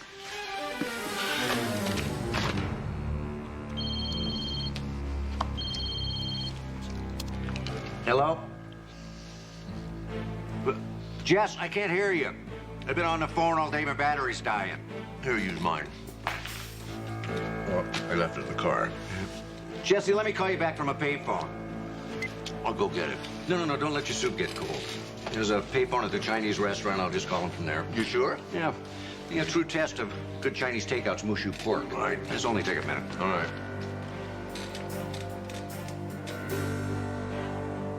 Jesse, relax, okay? You're making me nervous. As long as Steve is out of the house, he's not in any immediate danger. Steve!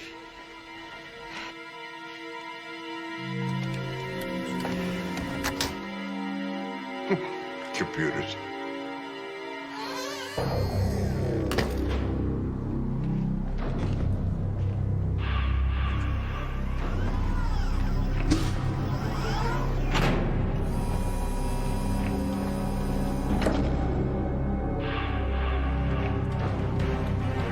Oh, no.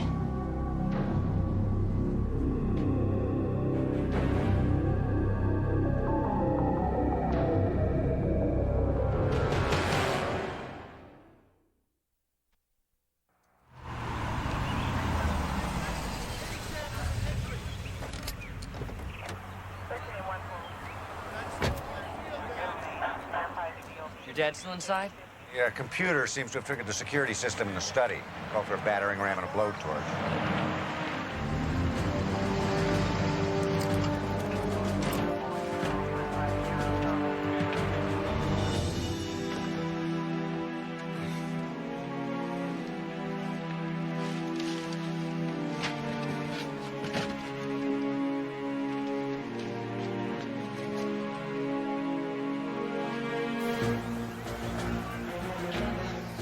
This may take a while. We may not have a while. What do you mean? The system is designed to pump fresh air into the room. If the computer's been programmed to cut off the air intake, we may not have much time at all.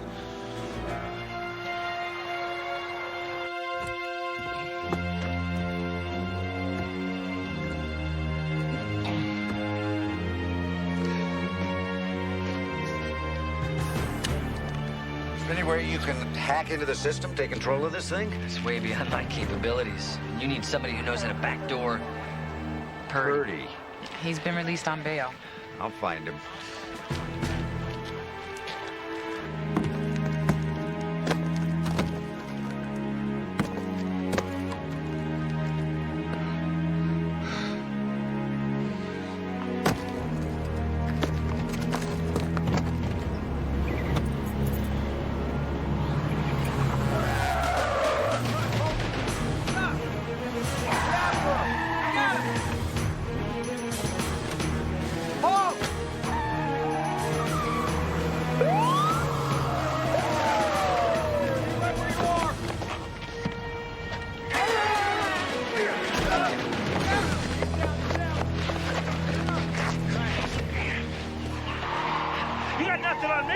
I know.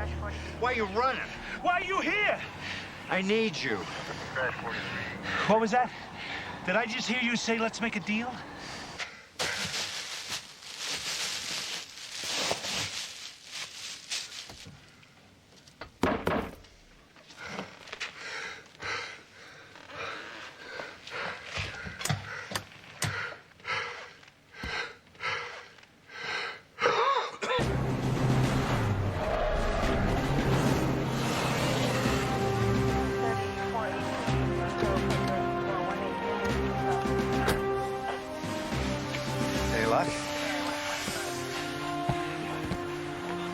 What do we need to do to hook you up? Just stand back and let me work.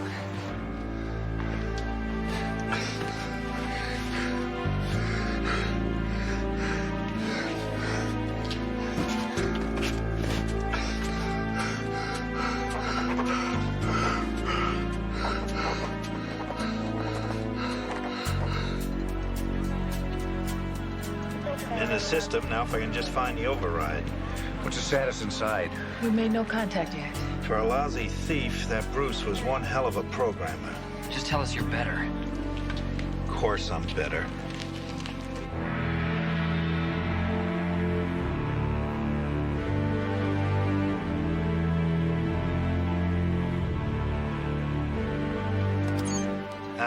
I'm in. All right, get some oxygen in there.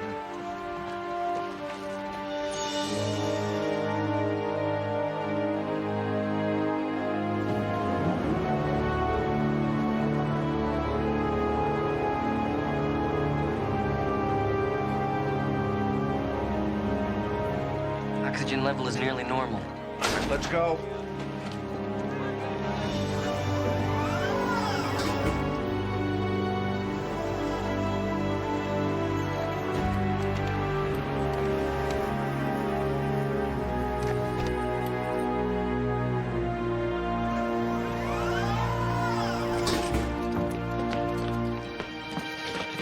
Dad? I think... Look, don't try and talk. You're gonna be just fine.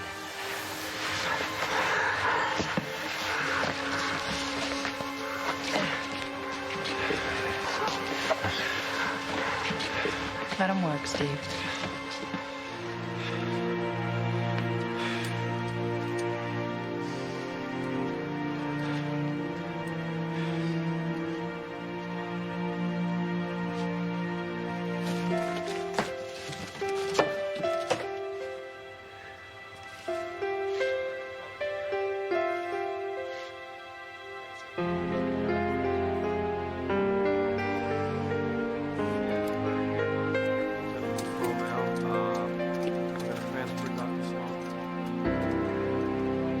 Jesse says you're going to be fine.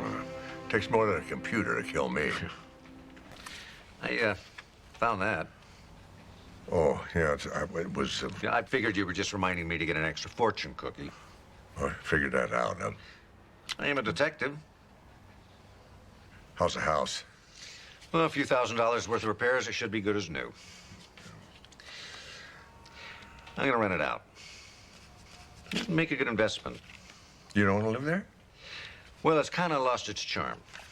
Of course, I was hoping my former landlord would let me move back in. Well, your former landlord might raise the rent, too. Oh, how much?